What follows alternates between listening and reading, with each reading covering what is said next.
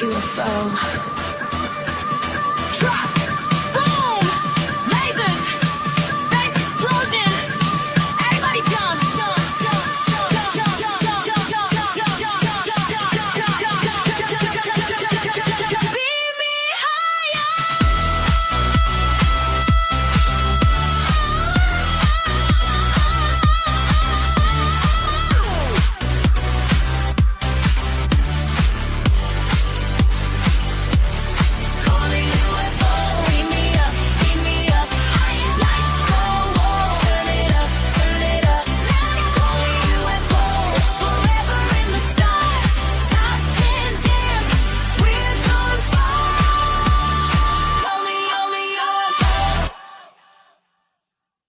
All right. Hello, everyone, and welcome back to another episode of SNX Radio. I'm Coley, also known as ColeyUFO, and it's Thursday, so we have Jay Austin with us on Thursday. How you doing, Jay? How you doing? I'm really good. How are you? I'm doing well. I think we just kind of got a little curved a little, some curveball. I guess I don't even know how you word that anywhere, but yes, no, we're definitely. I'm so excited too. Jay's back. And this is the first time you get to, your chance to meet him and talk to him. He's very cool. You obviously first came across Jay Sands on James Fox's documentary, The Program, was blown away by his testimony. So I think it's going to be a great show. I'm really, really excited. I've been kind of like a nervous, excited energy today throughout the day. Just I don't know, like there's so much to this guy's testimony and so many questions I think we can ask and stuff. Obviously, Jay can probably share with us some of what he maybe can't. But yeah, we'll get into it, I guess. Yeah, awesome. Real quickly, I just wanted to go through chat and say hello to everybody. We apologize. I guess there was a stream that was created. I don't guess. There was a stream that was created before, and I went and looked and it was gone, and Pops went and looked and it was gone. So we apologize if you happen to get a wrong link. I'll go ahead and redrop that too. But yes, that is, we don't know exactly what happened or how it happened, but it happened. So we're going to just deal with it, move forward. But just wanted to say hello to Diane. Great to see you, Diane. And Pops, always great to see you. Blackie, welcome. If you guys have not gone over to Erica and Blackie's channel, definitely go over there and subscribe. They've got a great channel over there. Let me see here. I just fast. Why did I do that? Okay, there we go. Sandra, I have the full-fledged conversation with myself now.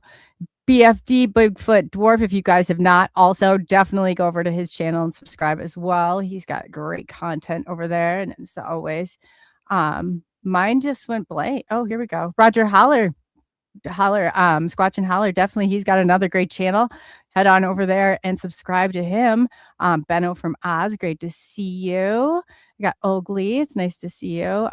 Undead Jed, I know I saw you. Sandra, my chat's it's literally moving by itself. So let me see if I can get back in control of it. It's going so fast. I catch a word here and there.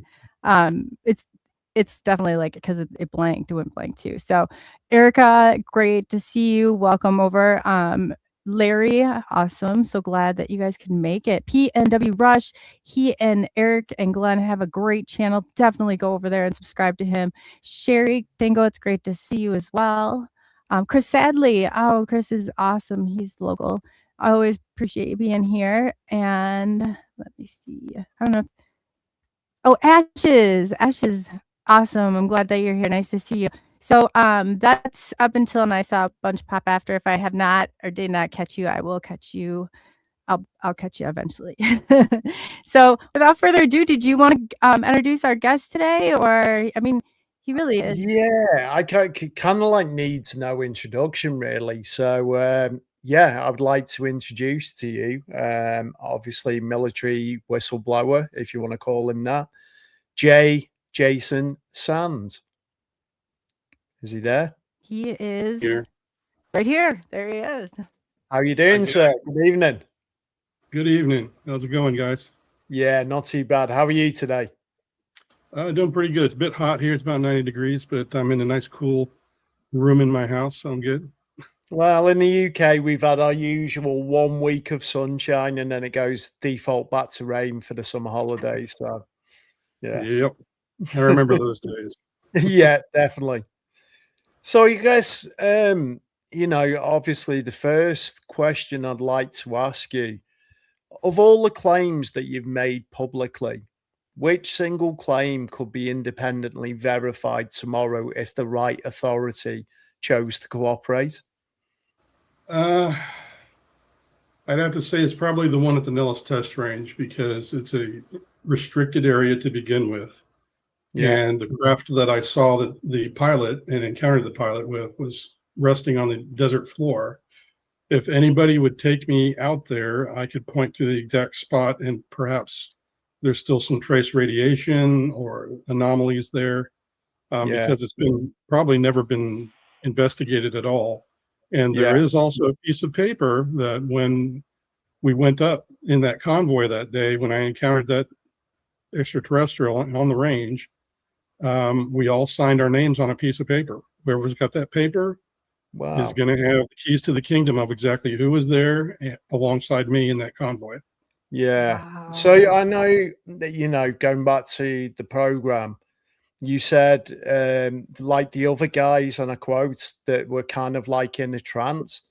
Was the entire convoy, other than yourself, were they all sort of Oh, locked in this trance? I didn't really look back at the rest of the convoy, but the way I was positioned, I was standing outside my door, which was it's a 4-door Yeah. SUV. So once I shut the door, I'm a pretty big guy. You can see here on the video. Yeah. I stood a good half a foot taller than he, so they Wow. probably didn't get a good shot of him behind me.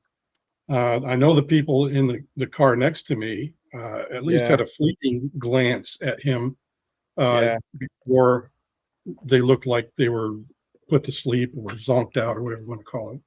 Yeah, it's insane to think about, noticing, obviously, you said he had the full uniform because you noticed his boots being so shiny, which Yes. wouldn't be the case when you're jogging through, No. a dusty desert. Yeah. Can I But say something really quick? I have, yeah, you know how they say you have to ask the right questions, and all along you try and figure out we're just not asking the right questions. That question you just asked, Jay Austen, blew the questions out of the water, and I just want to say that is a really, I commend you for that question like that. oh, thank you. No, that was No, no. brilliant. Because what do we Which, need to do? Why not help? Why not be a part of a solution to maybe get, yeah, that's amazing. Yes. So thank you both. yeah. No, no, no worries. But, I guess, obviously you said that the being, and let's call him that, sort of spoke to you in a telepathic way because he was talking in a language that you didn't quite recognize. Correct. Was there anything else kind of going through your head at that point when you've realized that, this being doesn't have any ears or appendages? Oh What's yeah. what's the I thought was process with that?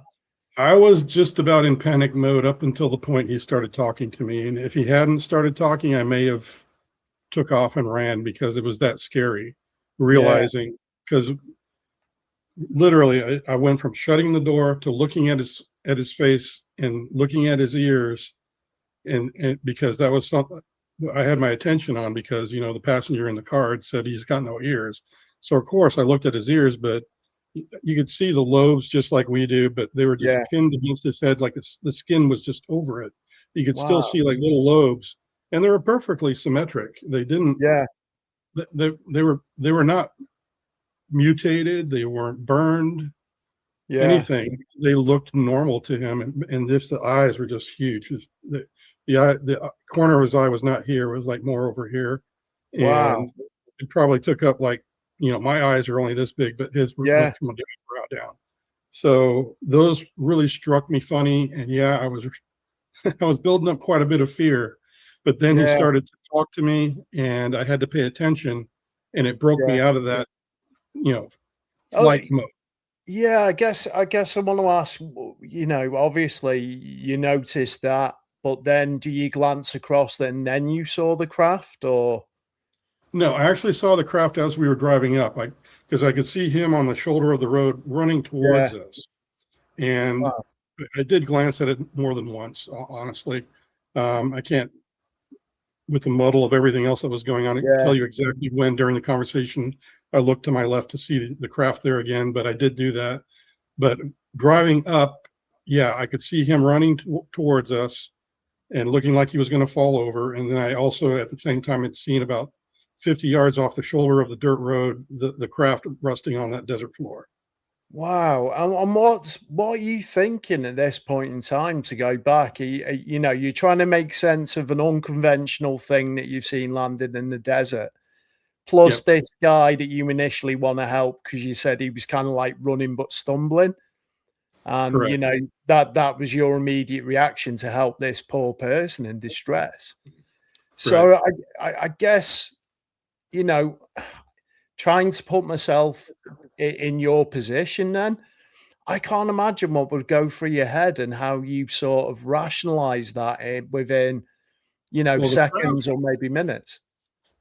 well, the craft looked enough like the canopy, the front end canopy of like a Huey helicopter, Yeah, to where I looked at it and I was like, that's the weirdest looking helicopter I've ever seen. I noticed it didn't have a tail rotor. I was yeah, looking on the ground to see if there was tail rotor, that it had crashed or something, right. and that the tail rotor was on the ground, but none of that was there. But anyways, the main focus that I had was that he was running towards us. And as we got closer, I became increasingly aware that he wasn't running right. His Yeah, skin tone definitely had that little bluish tint, like somebody was hypothermic. It was cold and very windy that morning, yeah, as it gets in the, you know, in the early morning there in the desert. You get very cold uh, mornings and yeah. evenings. And I just thought he was hypothermic because he did look like when he was running, that he was going to just like fall over, kind of a thing. Huh, So I was more concerned about his health, and that yeah, we had stumbled onto a scene where somehow he had gotten himself into a hypothermic condition, and I was yeah. wanting to help him. And I even said so verbally to the driver, and I said, "Look, we need to help this guy. He looks like he's dying of hypothermia." And that's exactly what we did. We slowed down and tried to help him. Wow. And was this, I'm guessing on some level, if you know, you're involved in this legacy program, let's call it that. Were you already sort of briefed on certain types of I had, being? yes. Yeah. Well, I had been on mission for about 3 years by that time. Had Okay. actually exited the program before this incident occurred a few months Yeah. earlier. That year, I had exited the program. So this occurred after my time inside the legacy program. Yeah. And I guess, you know, and I don't believe I've seen this asked at least in any podcast I've seen or listened to. How, obviously, when you get back to base, is there a procedure for reporting this or? Yes, there should have been. I've spoken to it a few times, that even Yeah, getting on range after the previous week's video was taken of yeah, this craft coming onto the Nellis test range, and it flew right by where we work out of on the top of Black Mountain. yeah, Because my job at the time during a red flag exercise, which is what we were doing, they're usually about 6 weeks long. You change out the crews every 2 weeks, yeah, but you have to, we would go up to Black Mountain, which is on the top of the mountain, because we were training the air crews on how to survive in a wartime environment. yeah, And having them survive all of the jamming and on the radios and stuff like that. That was my job. So we had to get up high on the mountain. So when our electromagnetic energy from the antenna would go out, we got the best effect. yeah. So that, you know, we had control of the environment that way. Wow. So that was what we were there trying to get up there for. The first push is what we called it. There's an AM push in the morning and a Yeah, PM push in the afternoon. So here we were convoying up for the AM push. So that's what we were doing at the time. But wow. yeah, that's the setting. And we were just heading up for work at the time. And what's the reaction? You know, I know you mentioned you were in a convoy and these guys were kind of in a trance, but do you discuss this on the rest of your journey with anyone or, you Well, know? yeah, the whole thing was just that. Oh, yeah, I totally avoided answering that. But anyway, yes, usually you do talk about it. Yeah, But in this case, once I got back, because I had have some missing time at lunchtime, I came back in, and I wanted to talk about what happened in the morning. Nobody seemed to either remember it or they just didn't want to talk about it. I think the ranking guy remembered it because I looked up at him when I was asking somebody, and he was just like this, looking at me like, no, don't do that. You know, and he was the guy later on when James Fox was developing the movie, that he went out and I went out to try to find him. I ended up locating the ranking individual, and he ghosted me after I mentioned that day. Really? I know at that point I was asking him how his wife, his kids were, and we were good. We contacted each other. I think it was on LinkedIn, and he, as soon as I mentioned that, he ghosted me. He's never responded ever since. Wow. You know, putting, obviously, I'm going to put my tinfoil hat on here. Did you think that was caused, like he was intimidated or maybe warned off not to speak? I think it was his own fear. I think he back then, honestly, I was kind of the same way.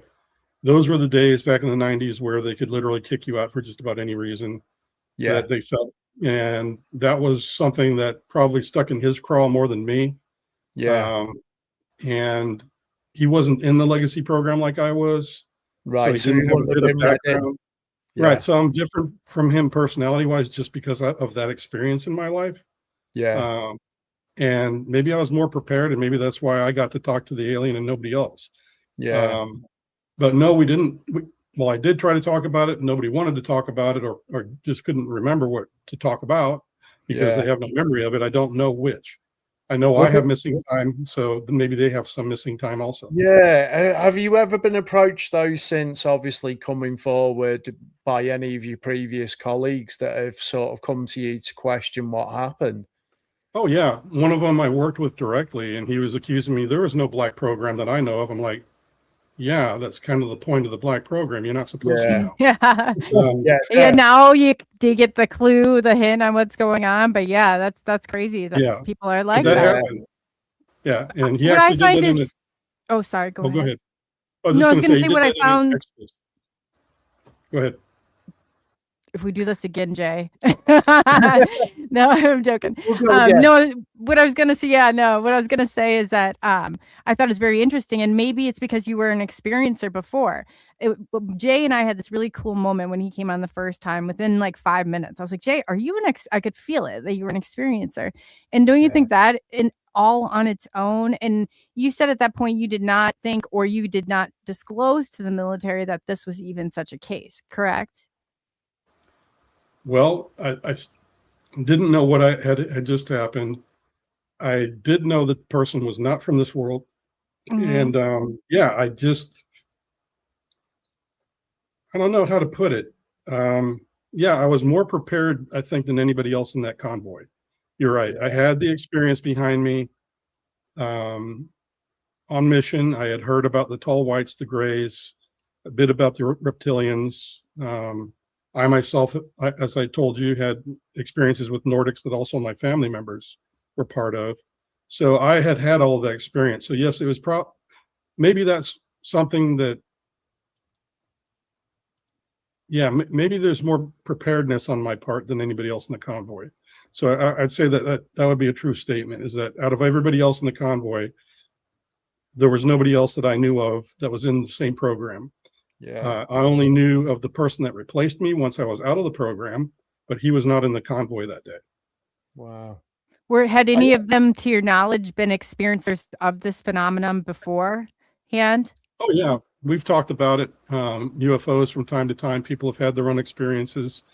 Everybody that had to sign their name to that piece of paper, they saw the video that previous week of the UFO coming onto the range. So yeah, they at least the people in the convoy saw that video. So yes, they've seen something like that. And plus the people that worked there, a lot of them knew what passed by because they saw it with their own eyes passing by the Black Mountain Schoolhouse, because there's a window that overlooks the valley from our schoolhouse where that UFO was coming in on that video. The line is right in line with those windows, and there were people in the schoolhouse that I Wow. work with that saw it fly in that And previous that, week. So there are people in there. yeah, that was, just correct me if I'm wrong, was that 1994? Yes, Yeah. 1994. But I think it was October 1994. That's what I say it is. And what was, being on base, I guess there's, you just said there was a lot of personnel that witnessed this event. Was there any chatter afterwards, or what was the reaction of, There was 'cause I more guess, chatter before I went up range than there was after. yeah, And I think that's maybe when some of them got a talking to by the okay, commander. That may have happened, yes. yeah, okay, But I've also had other confirmations while we're on the topic of, people that could collaborate. When yeah, James Fox, again, I'll mention this part, he did his research and due diligence on me and yeah, my background, and he verified that indeed I am who I am. I yeah, was where I was and all those things. yeah, But he had also talked to another gentleman that's a big figurehead, and his name's Hal Puthoff. right, Okay. And apparently or James Fox and Hal Puthoff had a talk, and it was discovered that Hal knows of me and my team. wow. And so he can kind of confirm some of what I've spoken of. Yeah, that's incredible. Now, just back to obviously the beam with the bluish tint. I know you mentioned obviously your interactions with the Nordics and you mentioned the reptilians. Was it ever explained to you what kind of race this being was potentially, or did he have any No, knowledge? No. no. I'd have to say the mission information was mainly about what these beings were doing inside the program in the laboratories, Yeah, the kinds of technologies that they brought to the table for those laboratory environments. yeah, There was not like a description of, oh, they're 7 feet tall and they do this and they do that and they have these things on them. yeah, So I have to go back to what Charles Hall had said, who did have contact with the tall whites, and he said yeah, they look pretty much like us. So the missing ears is a mystery to me. yeah, There are characteristics that are common to yeah, tall whites, but yeah, the missing ears and no hair were two things that people immediately caught on to when I was working on the UAP task force website, looking at some of the videos. And okay, then this particular, you know, video popped in there and I began speaking about it. And wow, they asked me these questions, and their supposition was perhaps he was some kind of a hybrid. And that yeah, kind of makes sense because the Greys do tinker around with DNA a lot, and a lot of the encounters that people report about them, that's exactly what they're up to. yeah. And Well, that may funny. be a hybrid. Yeah, I was going to say, funny you should say that because I think it was like last week, and it was on something like Fox News on Hannity or something, and they're talking about alien hybrid programs in mainstream news, and I'm watching this on YouTube over in the UK, and you're kind of thinking, "Holy cow! I can't believe." People have been like people in the UK, such as David Icke, that have spoken about reptilian races for aeons, the last couple of decades at least. And there's been so much ridicule about, I guess through popular culture, we're led to believe they're all little grey aliens that come from Zeta Reticuli. Yeah. And my own experience, that I've shared with Coley, I met a gentleman pre-COVID and we kind of met in very sort of weird circumstances, but he claimed he wasn't from here. And he claims he gets taken regularly, and to keep his human form, he has these injections. Hmm. And we went away camping. He's an older guy, completely sane, rational, great guy. And we went away camping to kind of like they call it a conscious tribal gathering, a bit of a hippie camp. And he was going, he said to come along, and I went and we recorded a podcast. Now, this guy's speciality is crop circles, really good crop circle researcher, because we get a lot down in Wiltshire in the UK. And as I'm watching it, this guy's got brilliant blue eyes, and he sat opposite in this camper van. And I Mhm. think it's a respectful thing, especially to my peers, to make eye contact when they're talking. And I'm watching his eyes like almost flicker, like you're changing the TV channel, you know, back in the 90s. But they go into like a cat's eye slip. And then as I'm, you know, you lean in a bit more intently to see, because you think it's your mind playing tricks on you. And Right. I've got to add, completely sober, no drugs, no alcohol or anything like that.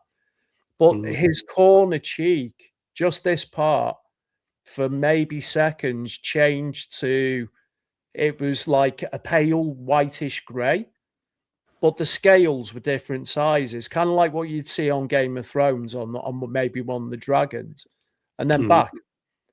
And I brought this up to him later that night, and he just said, "Oh yeah, when I talk about this stuff, sometimes that happens."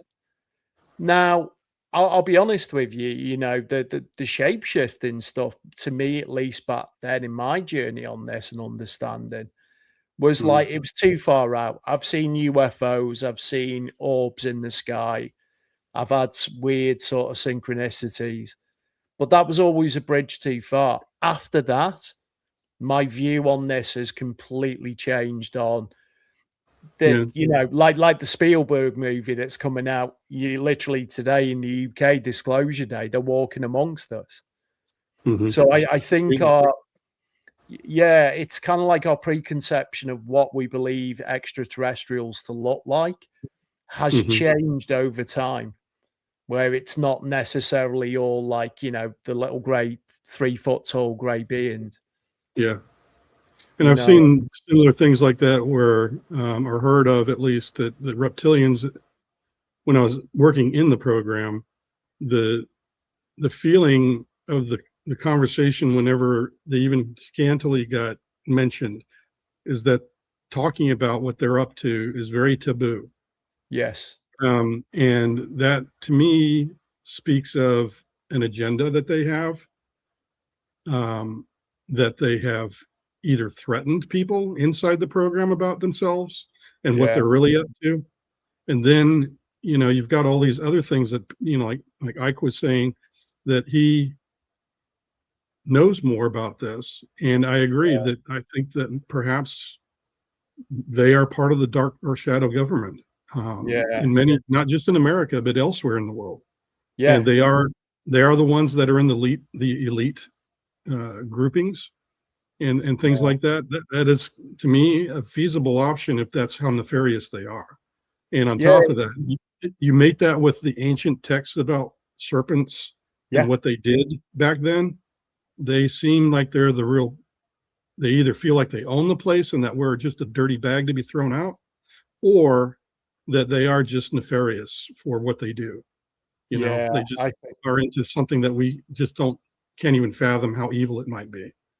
Yeah, it's funny you should say that because obviously looking into those files that have been released this year, I don't want to say the name for obvious reasons, but there was a witness statement from one of the people that were allegedly sexually assaulted, and she said she saw the perpetrator change, and what she Oh, did, right. yeah. So what she described him changing into is your stereotypical reptilian, Hmm. you know. And if someone doesn't know about this, I find Yes. that such a leap for someone to come out with that. You know, plus Yes. she's going through the harrowing admission of, you know, she's been Right. assaulted. You're making me So think about the shadow government and the nefariousness in the ancient texts and the perversions that were around in the ancient texts. Seems to be an echoing of what's going on behind the scenes with all the human trafficking today. It's yeah, almost like they've just continued business as usual, but under a different name or yeah, in a different fashion, and still the same things happening. Children, women, perversely treated, you know, and it's almost exactly what we've heard about from the very beginning of time. Actually, that yeah. this has been a thorn in our side ever since. It It bleeds really into, brings those thoughts. yeah, it kind of bleeds into the stuff David Palaudes is doing, you know, the missing 411 in the national parks, where, you know, and I think he even recently, one of the scientists that went missing with these 11 to 12 scientists, I think it was on Joe Rogan talking to Tim Burchett about this. And she was literally behind her friend, and they're chatting away. She turns round, boom, she's gone. No trace of her. You know, and how can that happen when, you know, David Pilates is saying they take sniffer dogs out there, and these are this is their job to sniff out, and they can't get things like a scent trail. I find that bizarre. Yeah, or they find a trail and then it just suddenly ends in the middle of a clearing, or something crazy like that. Yeah, it doesn't make sense at all. But yeah, I do think I agree with you. I do think there's maybe a darker agenda at play, and maybe that is some of what this pushback is at the moment. Yeah, you know, that we're seeing being played out.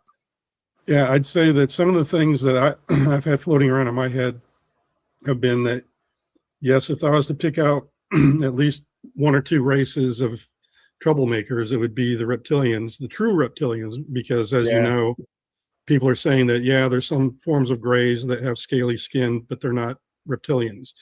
But then there's the ones that are true reptilians, and they say they have tails. They look like a no kidding, you know, reptile on two legs. Yeah. And those are the ones that you have to watch out for and have this cloaking ability. Yeah. And sometimes they've been out in a military vehicle that they've been spotted by people that are passing by, and they're like, holy crap, that, you know, they're in uniform, even in military uniforms. So there's some kind of governmental connection with some of those sightings. Yeah. And those are the things that bring it to my mind that, wow, you know, what is that race? If they're here, what are they up to? Why are they interfacing with our government? Why are they able to use our own equipment, or equipment that looks like special forces equipment, or, you know, whatever, like an SUV or a Humvee or whatever? Because I think that was one of the things I attached some of that to. How long, if this has been going on, you know, and I'm thinking out loud here, how long do you think this has been going on, as in like we've made some sort of treaty or pact with different races perhaps? Good question. I would have to say that my opinion is that this has been happening since we've been here as well. There is a story from another gentleman that states that the reptilians feel like they own the place because they were here first. Right.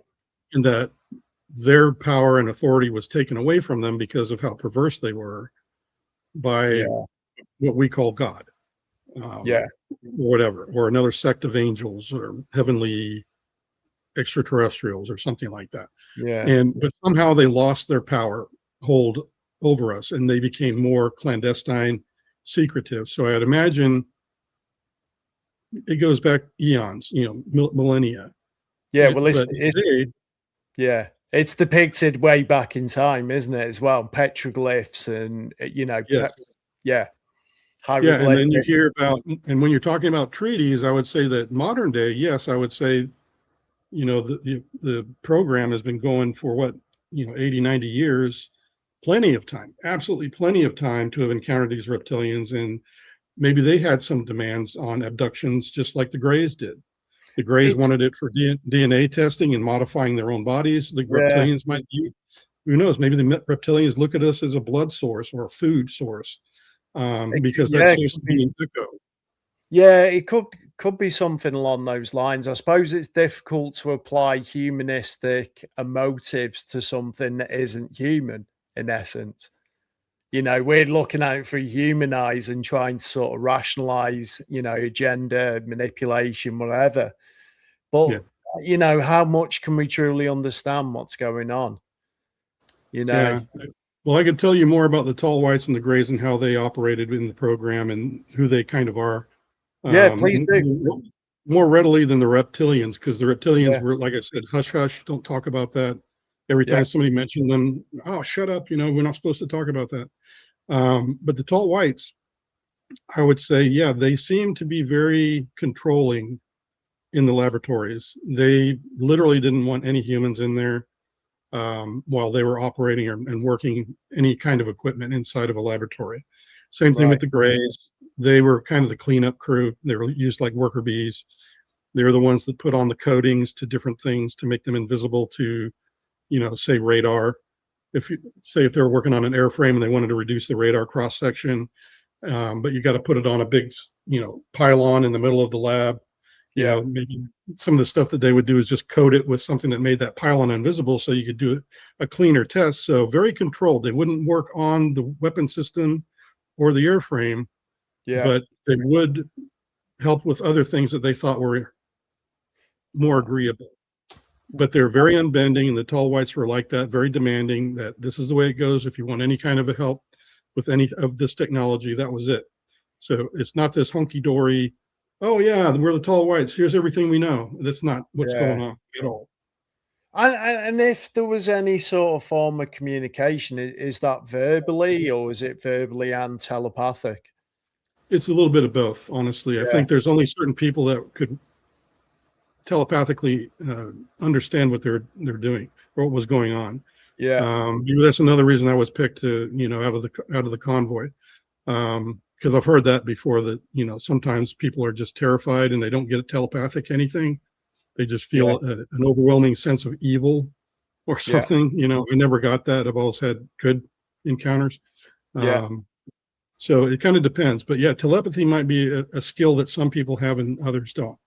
There was a quote recently by an elected official that said, if human beings talking about us knew their true potential and what they're capable of, we'd kind of be similar to, I guess, like the mutants you see on X-Men or, on a Marvel movie. It kind of, when you look at sort of how people are dumbed down, I guess, in this generation, maybe the generation before, through sort of media propaganda, it kind of begs that maybe we're sort of being led away from knowing our true potential. Do you think that plays a part with what's going on currently? Yeah, definitely. No, but I'm sorry, Coley. Go on. No, I wanted, when he was back, and I've been thinking about this since you talked about Hal Putoff, who is with NIDS and who is the TTSA and all that. I'm curious as to, let me figure out the way that I want to word this. In your ability, like him knowing you, right? Knowing of you, did you ever think that maybe, like, were you in the gifted and talented program ever? Were you ever in any other type of program that would have put you on the map? Because I'm just wondering how far or how long they have been watching you. Because for Dr. Hale Putoff, that tells me a lot about remote viewing, that he would have been, I know that his background very well. Well, I'll tell you the truth. I try not to think about being monitored and surveilled, but that exactly is probably what's been happening. At least from the sense of the NHI contact that I've had. Obviously, they show up at the right time. They do certain things with me. I never would have thought that the encounter in the desert would have ended up being the thing that tipped me into becoming a whistleblower, but it did later on in life. And now it all makes sense that there's, how you kind of look back on life and you like put things together. Yeah. You're like, everything I did led me to this moment in time, kind of. Yes. I definitely feel that. And I call that the invisible hand. Sometimes I refer to it as God pushing me into this, and then other times pulling me back and telling me this is not for you right now. It's just like when Grush just went on Capitol Hill. I had people say, why aren't you there? I'm just like, no, it's not. I don't have a feeling I need to be there. No, I don't need to be there. And this is his time. I definitely had that feeling in my heart.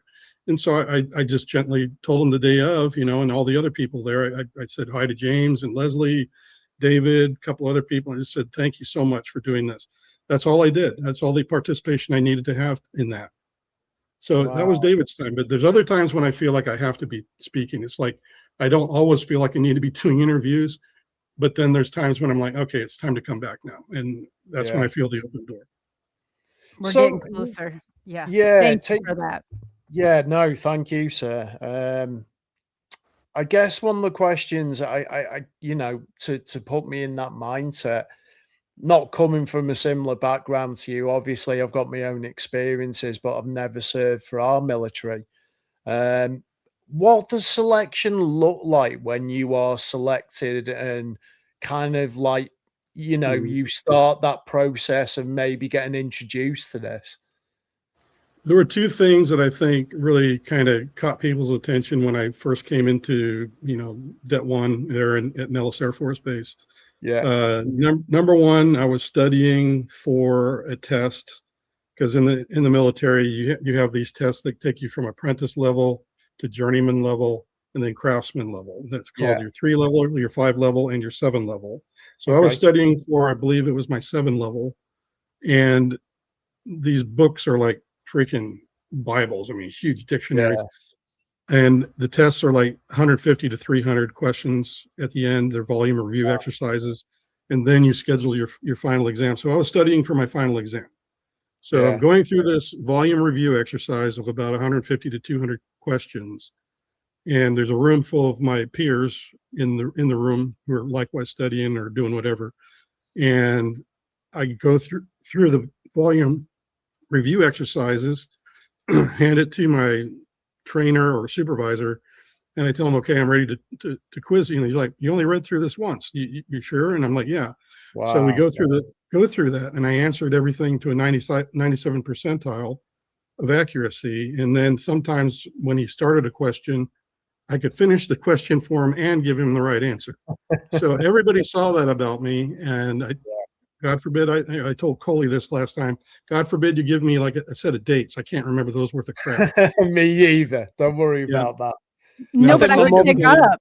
I knew that I said to him, I said, I can tell one of my own kind, and however you take that, let it be. But he was an experiencer, and I knew within, and I've never had that happen within, and I didn't know one way or another. I figured you're military, that an experience was probably the last thing you had. To be honest, that was my own biasness. And I've told Jay this too. You've kind of opened my eyes to seeing, because I think that they do label it this way on purpose, and I had to kind of step aside and was like, no, from within the first 5 minutes, I could tell, which tells me like with communication or there's something going back and forth, I just knew. So I have to say that's really interesting. Like it is funny, like, again, but going back to my journey into this, it's like seems to attract like. And I've had so many people sort of, befriend me through social media, and the thing, they slide straight into your DMs, and you're thinking, oh God, no. And straight away, it's like another one, Jay Austin. After I had him on, I was like, he came off as a guest, and I was like, we just had the best conversation back and forth. And Sophia, I know that was in chat, was there for that one, because they kept saying somebody took a step back and they're like, this is really what we're watching is two experiencers having a conversation, and they could see it. So I was like, this is amazing, like usually without they recognized it. So I just wanted to say that Jay's also. So I thought this would be really interesting, the dynamic between the three. Yeah, if you hadn't started the show, me and Jay were having a great conversation, and you totally cut us off. We were talking about music, harrogates. I bet you guys, you really got it. Hit it off. Oh, so, anyway, let me finish the thought first. So there were two things that got their attention. The other thing was somebody broke those big safe drawers that you have.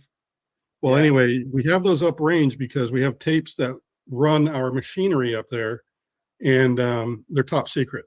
So we had to keep them in the safe up on the Nellis test range. And somebody went in there to change the lock, and we had two types of GS or government approved safes. One was the older type where you had to take the back off and you had to change the combination by taking a metal plate off. And then we had the other ones, which were new, and you're not supposed to take the plate off. Well, he unfortunately took the plate off of one of the new ones, and everything went sproing and dumped into the drawer. And and he was like, oh crap, I just ruined our operations for the day. Now somebody's gonna have to stay here after all the missions because the safe's broke and we can't get help until tomorrow. So he was all bumming out about that. And I just said, well, let me give it a try, because I knew my first job in the Air Force was being a mechanic. So I thought maybe I had enough mechanical ability. And sure enough, I put it all back together. But apparently everybody else was really impressed with that. And I'm just like, well, it just made sense to me that this part went here and that part went there. It's funny you say that, because when we had Richard Doty, obviously ex-AFSOI, that's come out. And when we had him in the UK, he was talking about his recruitment process into this. And it kind of blew my mind to think they're looking, it's almost like a double-ended question where they're looking for specific things to pick you out. So whilst I suppose you can look back serendipitous in a serendipitous way, you know, they might be looking for certain characteristics within your personality or your ability. Yeah. After those two things that I did in front of groups of people, that's when they approached me. And the next thing I knew, I was driving up range with one of the people on the team that was already read in. Yeah. He never let on. He never let on that he was read in, but he was checking me out. Now that I think about that car ride, he asked a lot of questions, and we ended up talking about Dreamland. Oh, part of wow. that, and he started laughing and giggling at me. He knew what the heck it was. Yeah. And he was, but anyway, I got along really well with him. He kind of got me in with the rest of the guys. I had a lot of commonality with some of them. It's like one of the other guys loved Amiga 500 computers like I did, because those were hot items. Good on you. Yeah. Go Dragon figure. Lord was my favorite game. I love it. Anyways, so we got along really well, and I think that was the last straw that they were looking at. And the next couple of weeks, I ended up, they were like, we want to invite you into the program, and you're going to take a polygraph. What is your first reaction when you're being briefed on this? Are you thinking, holy cow, this is real? Or I'm like, black program, this is cool, you know, wow, you know. And were you thinking like, I'm gonna out myself if they know I see alien? Did you feel like that was gonna come into play at all? No, honestly, I had kind of put all of my strange experiences into the backfield, and I never talked about them. Maybe that was another characteristic, is that I was very quiet. I didn't talk a lot. Some people were for like years. They'll say they stay quiet 30 years even or more, where they just, my wife didn't know I was in the program until I went to Congress. She was so mad at me. She's like, you never told me. And I'm like, yeah, I'm sorry. You know, what a way to find out, right? Yeah, but that was who I was, and I still am. I just, you know, when you tell me don't say this in front of anybody, when I say okay, that I really mean okay. I'm never going to say it.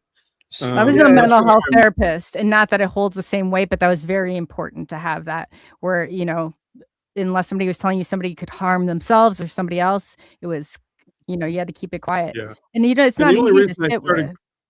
Yeah, and I just want to clarify that the only reason I came forward is that I wasn't breaking oath, and even with myself, it's because I actually saw some fraud, waste, and abuse.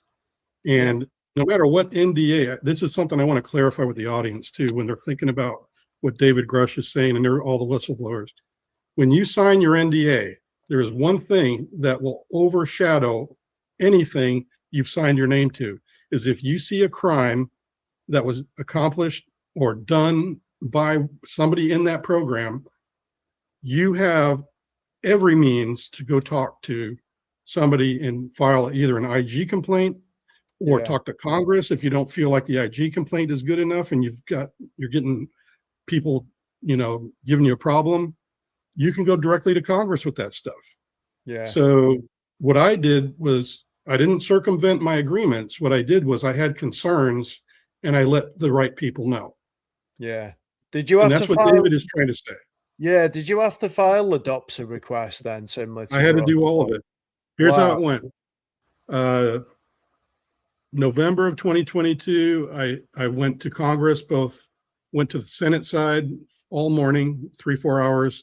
And then we had lunch and took the train under the Capitol to the House side at another 3 or 4 hours.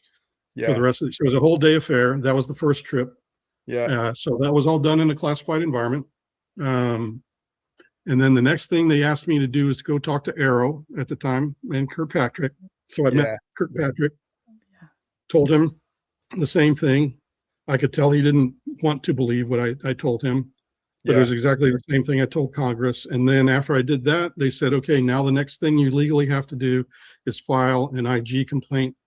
And I did that. And I want to clarify one thing that I get from a lot of people that just can't stop talking crap about things and thinking. Oh, they're over on Twitter, mind you. They are over on Twitter. We already know about them. Yeah. Well, I've had a complaint even from Eric Davis that, oh, he got refused during his ICG complaint, or not through his IG complaint. They told him he couldn't go. And I'm like, well, yeah, the first thing that they thought of because there's different offices for different types of people with complaints. Yeah. There's the Intel Community Inspector General, and then there's the ones out of operations and staff jobs, which is what I was working when I went to Congress.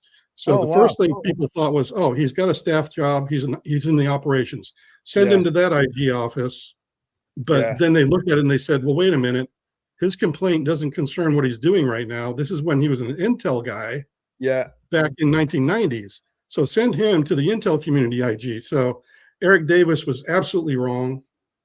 What he didn't understand was the context of what it was. They didn't deny me at the ICIG or anybody else. They accepted me at the ICIG, but it was after they had already tried me through the operations IG people. Wow. Because I thought there was just the one sort of umbrella.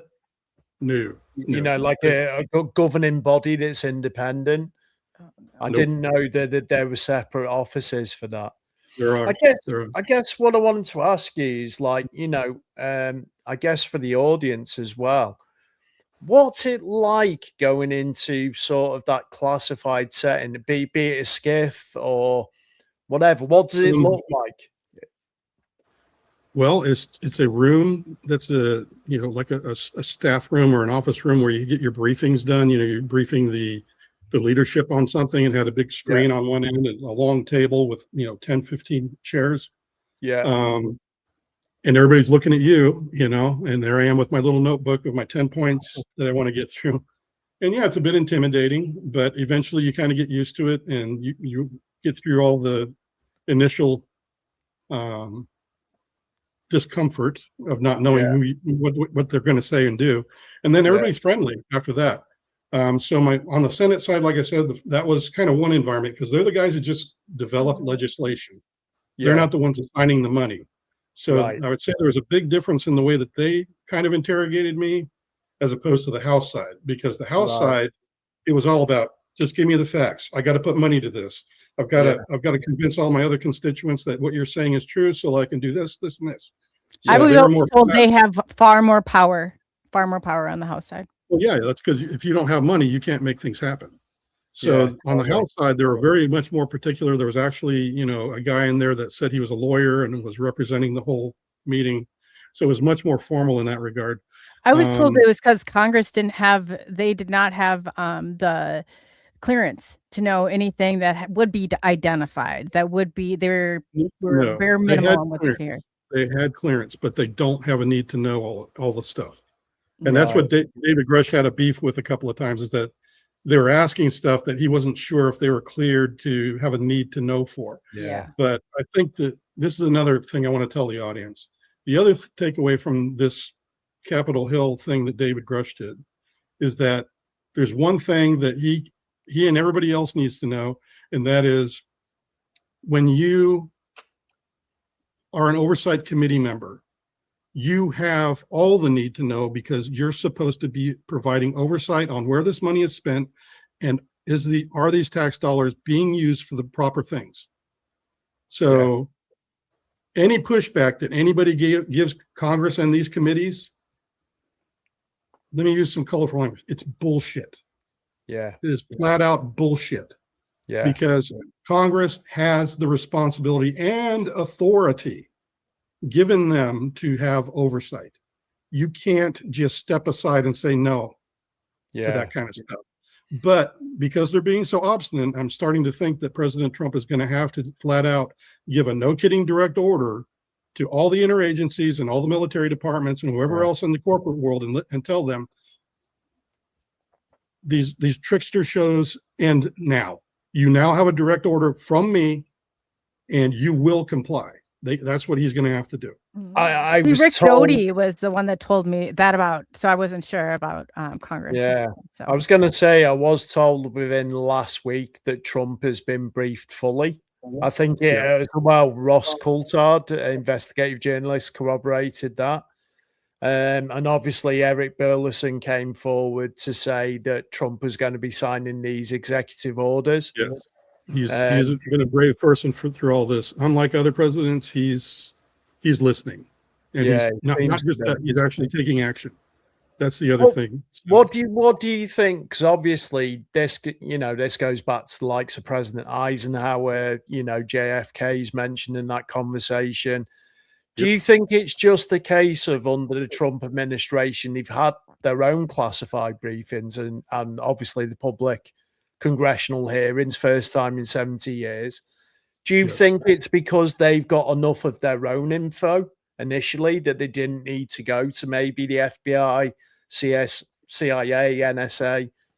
Correct. I will tell you this, in the black program world, it's just like any other emergency condition kind of a thing, where if something bad happens, only the leadership is involved. Only the key personnel have to be consulted with. And they've been running like that in this legacy program since day one. Okay. They were told you're only going to have these individuals available to you. And at that time, Eisenhower, was the top dog. Yeah. And he was the one that they had to report to at the end of the day. Yeah. However, at some point, the program decided not to tell some presidents. And that is a big foul. Honestly, that is a huge foul. And now we're at the end of the game now, where there's actually people that are whistleblowers that are saying, no, there's fraud, waste, and abuse, possibly crimes against humanity level stuff, even from some of the other whistleblowers. And they're like, how did we get here? How did this program start off? Just like we're looking at the CIA. Where on earth did something good turn into something so freaking evil? And, you hear about all these horror stories about the LSD from unwitting victims. Yeah. Who the hell told them they could do that? Yeah. It's crazy. Was that approved? Yeah. And then, which evil person has given approval for that at the top? Right. You've got to get those facts. That's why the oversight committee responsibilities is a need to know. It's totally BS that they're not allowed to do that, because this stuff would have never come around if they were given proper access. Yeah. Do you think, obviously you said you spoke to Sean Kirkpatrick, who was former head of Arrow. Obviously there's a new guy installed now, seems to be a great guy. Anna Paulina Luna said he's been very cooperative. Do you believe that Kirkpatrick has been he's been one of the gatekeepers of this? And, there's been even chatter that he's been putting out disinformation into the community. I'll say he obviously was biased when I spoke to him. He did not want to listen to what I had to say. Then his successor also stated something that I think is true, that you have to take very seriously, is that any organization that has oversight from the Pentagon, you're talking, in this case, the Pentagon knows what it's up to. Yeah. And you're asking them to investigate themselves? Does that really sound right to you? No, it doesn't. It's like asking the mafia. Going nowhere quick. It's like going after the mafia. Hey, Guido. Hey, you doing good? Hey, what's happening on your neck of the woods? Hey, you done anything bad? Can you please investigate it if you did? Oh, yeah. Sure, we're doing good. Jay, I've got a question from it's just popped up. So someone's asking, do you think Luis Elizondo is a paid psyop for disinformation? He spills tea but has no receipts. Can you give us some insight into what it's like being on that side and how fearful they are of saying the right thing, or what they can say, but also what they can't? Yes, my insight, and Lou's a great friend. He's a good guy. Yeah. He's doing everything he can. He's been in this years more than I have in this fight. So unfortunately what happens, and it started to happen to me, and that's why I'm kind of stepped back from all the overhead and just became myself. And Lou, was on the other track. He became more and more ingrained in the process because he wanted government to take the reins and start doing things. But he had to push so long that he made friends and had discussions, and then some of those became formal groups of people that have opinions. And some of them don't like to talk about this, and others don't like to talk about that. That's kind of what happened to Lou. You're right. They kind of tend to control the narrative after a while. And it's not because Lou's a bad guy. It's just because if he wants to remain where he's at without having people attacking him with lawyers, and they do, and they have, they want to ruin him. Some people will ruin him if he says the wrong freaking thing. So he has to live under that fear, and that's why he does things like that. I think Daniel Sheen, his lawyer's spoken quite openly about some of that. And, you know, I think, you know, the general public that maybe look at some of this stuff as like entertainment, let's call it that. They don't understand from, you know, a military perspective or intelligence, what a fine line you guys have to walk between what you can say and what you can't. Well, that's why the mainstream media is not after me, is because they know that I feel like there's a sense of urgency to this. And even the journalists are bad at it. They want me to say this and not that. They want my story, but I can't say this part of it. You know, where to me, I'm thinking this is very important. That's why I'm talking about it. Please stop trying to control what I'm saying. But even the journalists that I respect, they do that. And it's because of who they have to, you know, beckon to.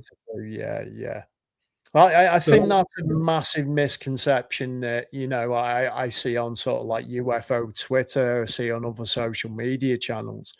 And it's like, you know, like even just Grush speaking the other day, it's like, you know, you're talking about all this great evidence that you've seen, 4K videos, whatever, you know, stop skirting around the bush and just come out with it already. And it's like, that's what I wish everybody could do. I really feel that. And like, you know, I speak through a friend that I mentioned to you, the pop star that I was telling you about off air. And he's good friends with Jeremy Corbell. And I'm not sure if you've seen his latest movie about him, Sleeping Dog. But well, I haven't seen it. I know of it. Let me put it that way. But he speaks about the threats that he's getting. You know, and he said intelligence communities have come to him, offered him money to give up the names of the people who's leaking the footage. And he said, you know, even Congress itself kind of tried to entrap him and George Knapp, where they invited them to go and show them the footage. And I think it was Corbell's lawyer said, don't, because the second that journalists, you show them that footage, then it becomes classified and then it becomes illegal if you report on it. And they take it from him and you'll never see it again. And they might do something to you and tell you, you deserve jail now. We're gonna take you to jail. They were offering deals down to where I got one on Twitter. This is going back maybe like 5 years ago. And it had to do with the Rendlesham Forest. And it had to do with like I mean, there's a whole 9 yards that goes with it, but there were names on it. And they're like, if you take this information and you leak it, and that's what I did. I mean, I was warned, but they were going to come in with an NDA. They said, you'll be in the privy to know, just can speak for 5 years. And it was, it came from that whole TTSA group. It had to do with Mensa, and it had to do with Matt Tiller, who was with Angels and Airways, which was Tom DeLonge's band at that time. But if they were coming down after people just at the front lines, like I was, can you imagine all the people that fell under it? I just think that they've done nothing but like try and shut people up all along at all levels. It would almost be frustrating, because maybe the people who could cooperate with what your story is, their 5 years should be about up, but can't say anything. It will just be interesting to see if, you know, a lot of these expire, because I know that they were given for 5-year periods at a time with the like frontline people that were, you know, because I had an account, my account was growing really big on Twitter at the time. So that's how I got pulled into it. Yeah, like for my NDA, it was a 30-year NDA, because they figured that after that amount of time, they probably would have made some breakthroughs and made what I was exposed to irrelevant. So after that time frame, I was free to do it. And by 2022, my time frame was up. The NDA was null and void at that point. So there was no reason for me not to come forward. But if I had stayed in the program, this is another aspect that your followers need to know, just to give some insight, is that if I had stayed in the program, every year that I stayed in could push the date along. Yeah. So would that if I was roll. in, right, so in essence, my 30-year NDA could be extended, unlimitedly. If I had stayed in the program, which is what a lot of people in the program do. I'm sure my friends are still working in there. So Yeah. they probably still have their NDA enforced. Yeah. I So guess, what was the tipping point for you? Obviously, since you've obviously retired, what was the tipping point? Do you remember the point where you were like, I want to go public with this? And how, I know you mentioned going through the processes, but in terms of support from people like such as James Fox, I'm guessing people like David Grush, if you spoke to the UAP task force, and probably the encouragement of seeing other whistleblowers come forward and be, yeah. receive protection. What's the thought process on that you're coming forward with something that sounds, to the I general remember what it public? was.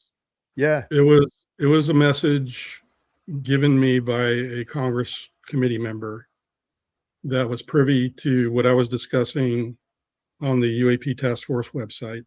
Right. And had spoken also to the UAP task force people about me. Yeah. And I didn't realize that they even had their eye on me until they contacted me, kind of a thing. And that's when I actually had to make a decision. Yeah. They didn't force me to come testify, but they certainly did say that we will make time for you. And can you be here in Washington on this day to And come speak to? what's the time frame between when they ask you to when you obviously are you given time to think I had about a this? month. Or They contacted me in October of 2022, and I was testifying in November of 2022. wow. It was like that. Yeah. Yeah. Did you get support from people like such as Dave Grush then? No. Well, yeah, he was the one who also was behind the scenes. Is that, yeah, he had been there along with me, protecting me, Yeah. keeping my name out of whatever he could, whatever he does. He did a Yeah. very good job to do that. I'm very thankful for David and how thorough he is. Yeah. And he made sure that I was fully protected. The committee members made sure I was fully protected. Yeah. The only thing I have to complain about is it was all on my dime, not theirs. So Right. at the time I was working in Hawaii with the DIA on a different contract, and I had to pay about $2,000, I think, Jeez. and all that good stuff. So yeah, I went there. But what was beautiful is that a lot of the intel community people that had known of me on the UAP task force website, Yeah. I kind of made an announcement that I will be going to testify after I made my decision. They all Right. followed me up to Washington, and there was about 40 or 50 of them that showed up. And we Really? had such a great time. Yeah, they supported me because I flew in on a Friday and I had to testify the following Monday. So we had all the weekend together, and we had pizza. We went out to eat. They just all got to know me. We got to ask questions of each other. Yeah, I It was was going to really say, beautiful. what type of conversations do you have, knowing that you're now kind of like in the in club, so to speak? Some of them are very personal. Other ones are just kind of like what you guys have been talking about, honestly. Yeah. Because yeah, just rolling out. I met an alien in the desert didn't cut it for them either. They're like, Yeah. tell me more, tell me more. So I gave them a lot of the detail, and I did have to tell them I can't tell you the program name, but I did tell the program name to the appropriate authorities once I was in the skiffs, and all that kind of good stuff. But that was I was really nervous about saying that program name. Let me tell you that. So I was like, Yeah. is it okay? Is it okay? I had to make sure that they had that whole going for them. And I've since thought that was kind of silly because now I've come to the conclusion that every one of those committee members were part of the oversight and they have a need to know. So Yeah. I shouldn't have worried about that. Yeah. But that's something that you get wiser as you go through You the learn process. along the way. They don't give Yeah, you those. right. They don't give you a booklet. I said, even when I went to RAN for election, they gave me the wrong dates, and they told me to watch out for this because this is what the people do. There's a part of this that's like a very, it's a game almost, and it Yeah. bothers me that it is even that way. Yeah. So it's one of those things where I just did what I thought was right. Let me put it that way. That's good. And yeah, that decision in October to come to testify, that was life-changing, honestly. When I made the decision, I was like, okay, this is like a deployment. I could die. A lot of bad things can happen to me. My life is going to change from this day forward. I had to make that level of a decision where I was fully committed or not. It was either all in or all out. 100%. I had no other choice. And I chose to go on mission and do it. Did they teach you to go as public as possible? Because that's what I was always told. Go as public as possible. It keeps you safe. That was an accident. That was James Fox. Well, it's a good tag. No, I've always been told this in the grand scheme of things. It's good because if you have the more eyes you have on you, the better it is for you. Yeah. Well, and honestly, I find being public is a blessing in many ways now. And I can't say enough about the people that have supported me. They've gotten me through such dark times. Yeah. Amazing. So I'm glad that, what made me go public was those people, the intel community people. We had a little group on a secure app that we used, and they're like, hey, they're all talking about you in this one space on X. And I was like, really? What are they saying? And they're like, oh, well, they're bringing up this picture of James Fox on a clapperboard, and it has your name on it. Yeah. And they're like, I remember seeing that very image. Yeah, and then there was somebody on there that was starting to talk stuff, and they weren't getting all their facts right because the first thing I did was listen the trolls. To it. Yes, and then they were talking, and I was like, "Ooh, that's not correct. That's not what I said. This is not." No, that's what they do. Do you know this? We fought against them. That's exactly what they do, and they have tactics for it, and they're people. And I'm telling you that we've tried, and we've gotten a private investigator even to try and shut some of them down, and it has worked. So on a few, but we're still in far few between. So don't even worry. They're out there. I've got a whole slew of them, and there's a huge problem, but we're actually literally coming after that problem. I'm so sorry that happened to you, and I hope that they right that wrong, but do not worry about it. We don't even, no, not you. Well, I corrected it for the next 6 hours. You sat with them for 6 hours? Oh, God. I was in the X space for 6 hours. That was my first public appearance. It was 6 hours long. Wow. I didn't even realize that it flew by, but that was how long it went for. That's crazy. Wow. And I think the only thing they really caught me up on was that somebody asked me, were you in the 20 for 1 program or 20 years and back? And I'd heard the term before. And to me, I'm like, well, yeah, I did dirty work, because that's what I thought 20 and back was, is that you did dirty work. You know, it was some kind of a, mercenary kind of stuff. And I'm like, yeah, I did that. But I never said that. And then later on in that same conversation, somewhere in the 6 hours I mentioned, we didn't call it 21 and back. It was more like a termination team is what I was on. And that was kind of the point. But people keep bringing that up. That was the one mistake I wish I could have taken back. I know. They have no new material. And then I read up on 20 and back, and I'm like, no, that's not what I freaking did. So Jay, obviously what you can say and what you can't say, so you don't have to answer this fully, but when you spoke to the members of Congress and the investigators, what questions did they ask that the public would be surprised to hear? Is there anything you can mention? The evidence. The people, the places, the things. That's what I can't speak about. The specific, this person was doing this over here at this point in time. This is the exact weapon system and technology that was used in this particular environment in this lab. Yeah. I cannot speak to that. Yeah. Do you ever think that will see the light of day with all this emissions? Perhaps. There's one program I think will come out into the light that I did discuss with them. Yeah. That they were all very like, oh, do you know about this? And I'm like, yeah, I know what that is. Yeah. And they were asking me those questions. So yeah, I did get put on the spot about that. And I think that one might come out in the light at some point. Yeah, I heard, I think it was Dylan Borland speak the other day, and Jeremy mentioned about a program that's we're yet to learn about, but I think Dylan's going to come out about it, called Rubik's Cube. Is that something, without going into it, that you've heard of in your time, or yeah? Okay. Isn't the black box? Don't make me say it. Being cryptic. Maybe I you wish could I just tell you. pop it over. Yeah. Let me just say, I can confirm what Dylan said. Cool. Fair That's major in itself. But you know, to like, obviously Dylan features on this documentary with Jeremy about Jeremy Corbell, and just hearing what that guy's gone through and him sobbing down the phone, because they actually play a recording of him on the phone to Jeremy.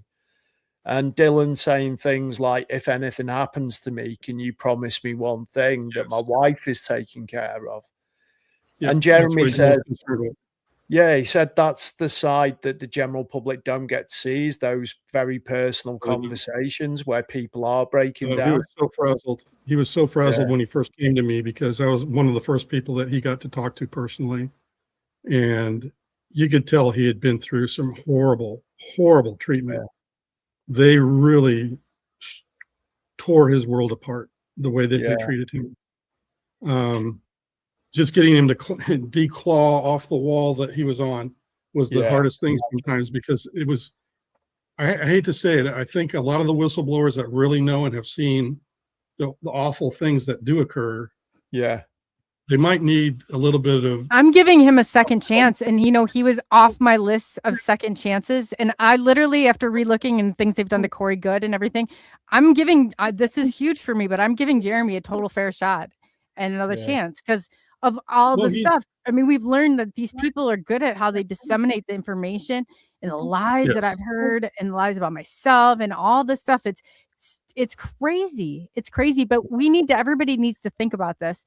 And especially when they're coming into your testimony here, they need to really think about the things they've heard and how well that has done in this whole community, because it's really made a lot of people look really stupid when they do find out the truth.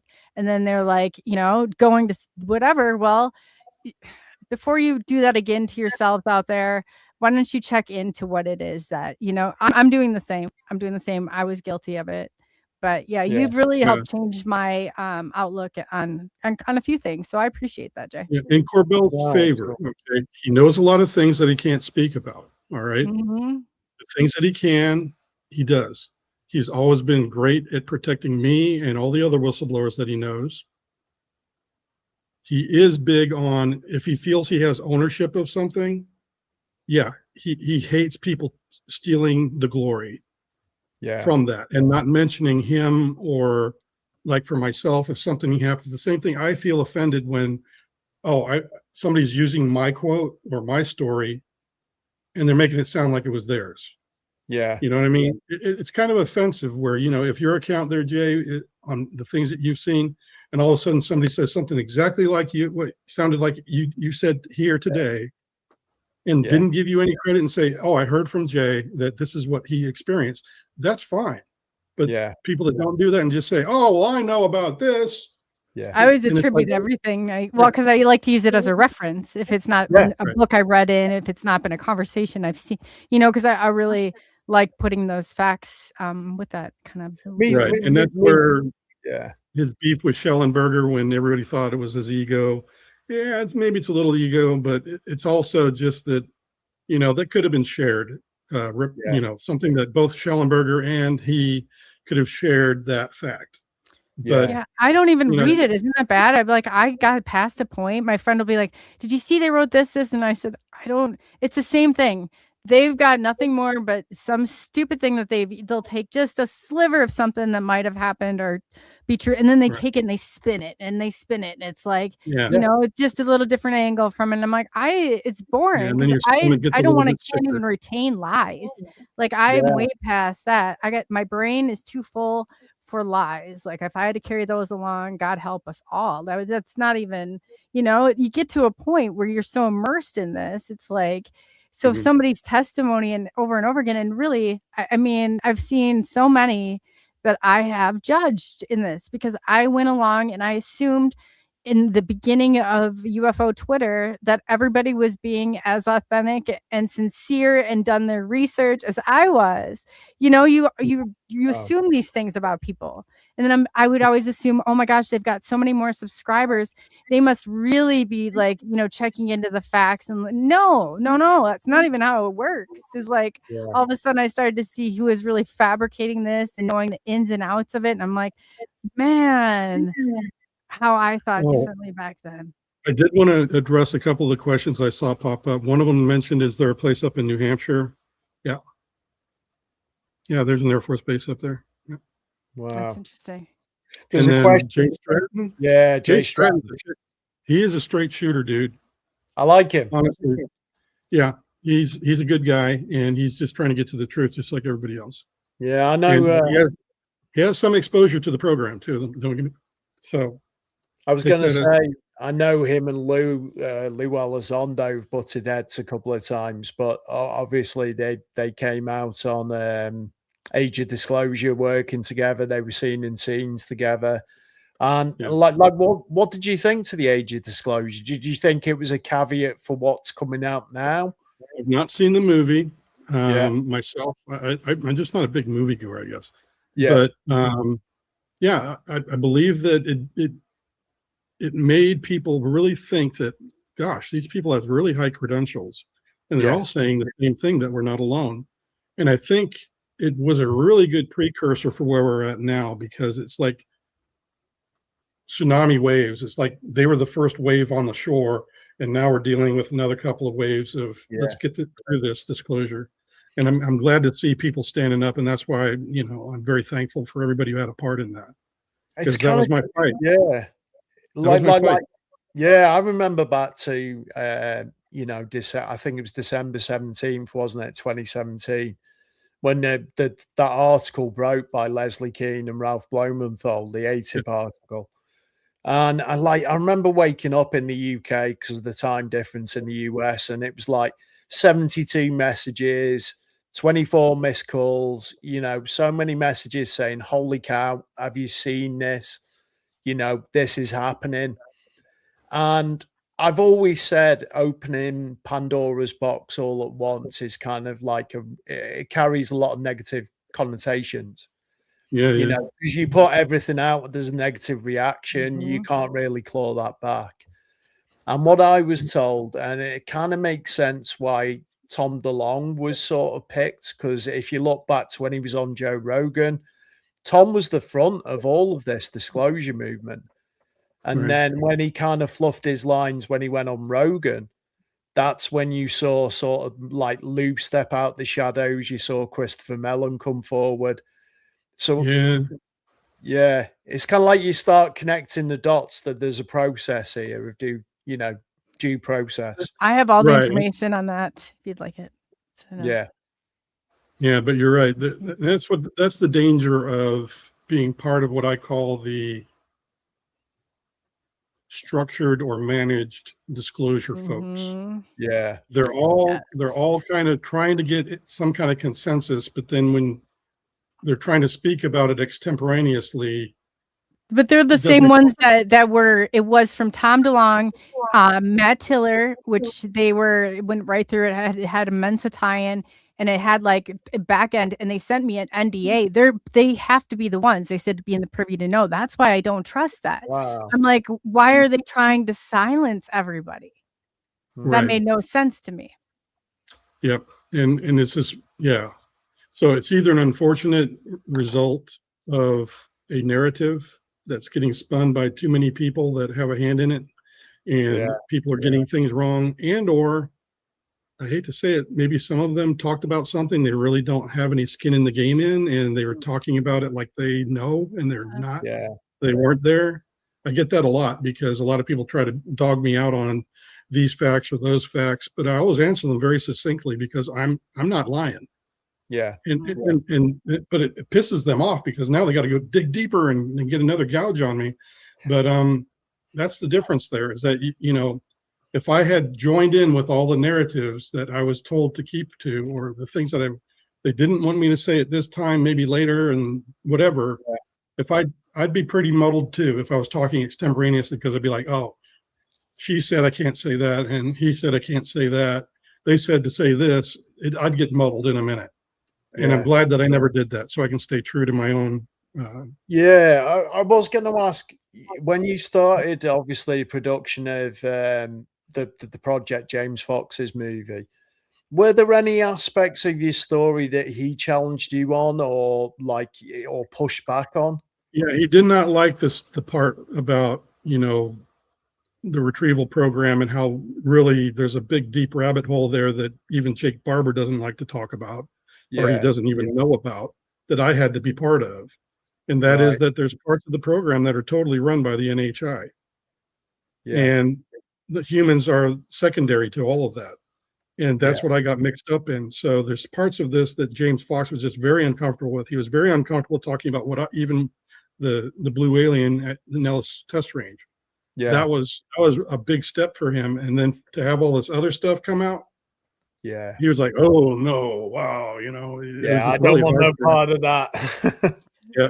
Oh, and then Dr. Greer, somebody's asking about him. He has always treated me well. We don't agree on all parts.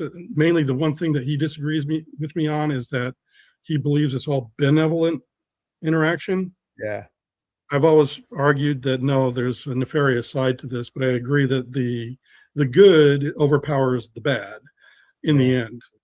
When you think about it and take it as a whole, that's yeah. where I disagree with him on. But you know, he's got his reasonings. You know, I don't hold that against him. In terms of the briefings, going back to that, if we can, how many alien races or ET races, Ebens, were you briefed on that exist?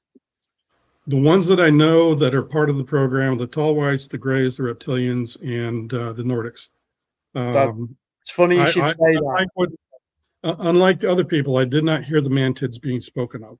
Yeah, Um, Now, outside of that, I'm of the belief that we are part of a family of life that is absolutely immense. I yeah, don't see a lot of wasted matter on Darwinistic creativity and yeah, creation, because they're they've already stated of their own mouths and mindset that there had to be way more mistakes here to create just one human being on this earth. oh, absolutely, But yeah, then you look at the great universe that's out there. All the planets look the same. All the galaxies are primarily the same. There's the yeah, same forces we see out there. To me, I think that life is kind of an abundance out there, just yeah, like it is here. The pattern for life is much more evident in what I see in the sciences than all of these billions of years of all this other stuff, yeah, um, and mistakes, because there should be tons of freaking missing material out there that never made it into existence, but we don't see it. yeah. Weirdly, Um, just as a refresher, I was watching this afternoon in the UK because there's time difference. I was watching the program, and weirdly, there's an excerpt from Hal talking about there was a meeting about sort of weighing up the pros and cons of disclosure. And mm, he said they figured out there was way more sort of cons to this.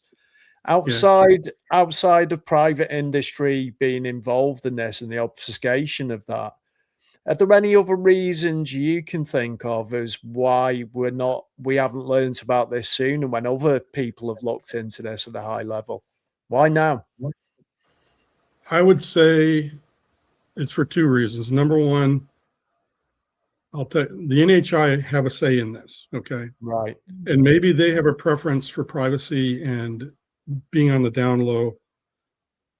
I suspect that if that's the case, then they are part of the problem, because I think that any technology exchange, even if it's a small part, it may be a crime in their own form of government, in their own, wherever they're from.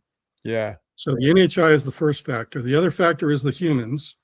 Right. And this whole program stood up right after World War II, when all across the world, you didn't know who the communists were, and they could have been your neighbor, Yeah. and you might want to kill them because you just don't know. And it was born in a day and age where fear was everywhere. Yeah. And I could honestly see back in those days that, yeah, once the Roswell crash happened and they saw the aliens, oh, it's just a freaking dwarf Russian Yeah. that pimped his eyeballs out. Yeah, that's all it is. You're I on could see about the something. Annie Jacobson's theory on that. Yeah, it's Yeah, crazy. I could actually see that happening back in the day. And unfortunately, the other part of the environment that allowed that to maintain where we're at today and that mentality within the program is the program is so insular and so stovepiped that it's kind of like a microcosm unto itself. That it's, matter of fact, even when I went up to Groom Lake for the first time, the buildings were still built from World War II. It smelled like a museum. And the mentality of the leadership was very much in that mode, like it was back then. Like, if we want you to have a wife and kids, we'd have issued them to you. You know, that's the kind of attitude it was back then. And wow. So they have those factors going for them, and that's why I think it existed in the first place. Yeah. And then because of the fact that they're so isolated within themselves, that the leadership just lets this torch keep getting tossed to the next guy. Yeah. It's kind of crazy, like, because like when I got into this subject, obviously own personal experiences, I never imagined in a million years that this conversation would be happening right now, in my lifetime at least. And here we are, and it's like, I kind of liken it to kicking the football down the field to the field goal. We're not quite in the touchdown spot yet, but we're edging closer. And, you know, just the fact you can come on, you can talk like this, I think is amazing. So credit to you, sir. Thank you for everything that you've said and come out with. I guess, what's the strongest argument, though, against your own credibility? From a public view. I would say, you know, just the fact that I can't pull the documents out. Yeah. That I can't carry a UFO out of the desert and show it to you, even though I know exactly where it is. That kind of thing. That's the one thing that people can hold against me, because I wish I could do that. Yeah. Now, I do know of some of the caches of documents, and I've tried to help with that. But a UFO carrying it on my back, I can't do it physically. I just can't. But that's what people expect, because I've done absolutely everything I can. I've showed them my military records that state I was in a Secretary of the Air Force black program. During the years I stated I was, and it's right there in my personnel records. I've showed people my military background. I've showed them all the DOPSR, the ICIG complaint, all the emails back and forth. I've showed people all that. So it's like, I've given everything I can possibly give. Yeah. And I think the credibility thing is just like, you just can either believe me or not. Yeah. And can I ask you a question? So if you were to give us somebody next as a guest, like coming up, who would that be? Like, who would you, that would maybe help build a solid story for, you know, that for the people to kind of play out? Who would you say that next person would be? I guess we'd be more than happy to do that. Matt Brown would be good. He's a good speaker, and he talks really well for what he's experienced. That's the Immaculate Constellation guy. Correct. Immaculate Constellation. Yep. So yeah, I would say he's really good and succinct about the way he states things. He's not as reclusive as perhaps Dylan is, because Dylan is very, like I said, focused on his family and protecting them at this point. But Matt might be a little more agreeable as well. So I'm taking that into context, as well as the fact that he'd be a great show, or somebody to come in and talk to you. Would you open the door and introduce us? I can try. Okay. You have to understand, the whistleblowers, there's an unspoken and sometimes spoken thing with us that we never force each other to do this or that. No force. But I'm just saying it might open a door on what our intention is, and they can look back. I will ask. I will ask. I promise you that I will. Okay, cool. That's my word. Yeah, I really enjoyed his two-part interview. I was on Jeremy's show, Weaponized, the podcast. So for any of the guests or viewers that haven't checked out that, I encourage you. It's free on YouTube. Jump on, 2 parts. There's a lot of stuff in there that Matthew Brown covered. And again, you know, you need to emphasize that these guys really have nothing to gain by coming forward. They've probably got more to lose in reality. I'd say 100% of the people I know, that's exactly the case. They've lost everything. Do you, without naming names, obviously, Jay, is there anyone that you know of personally waiting in the wings for maybe this executive order and this immunity and the lift of NDAs to be lifted, ready to I know come forward? several whistleblowers that are, yes. Wow. Are they first-hand Yeah, witnesses to this? Wow. some of them are, yeah. Wow. That's Now, food for thought, isn't it? I would say that the ones that I know of a piece of the program.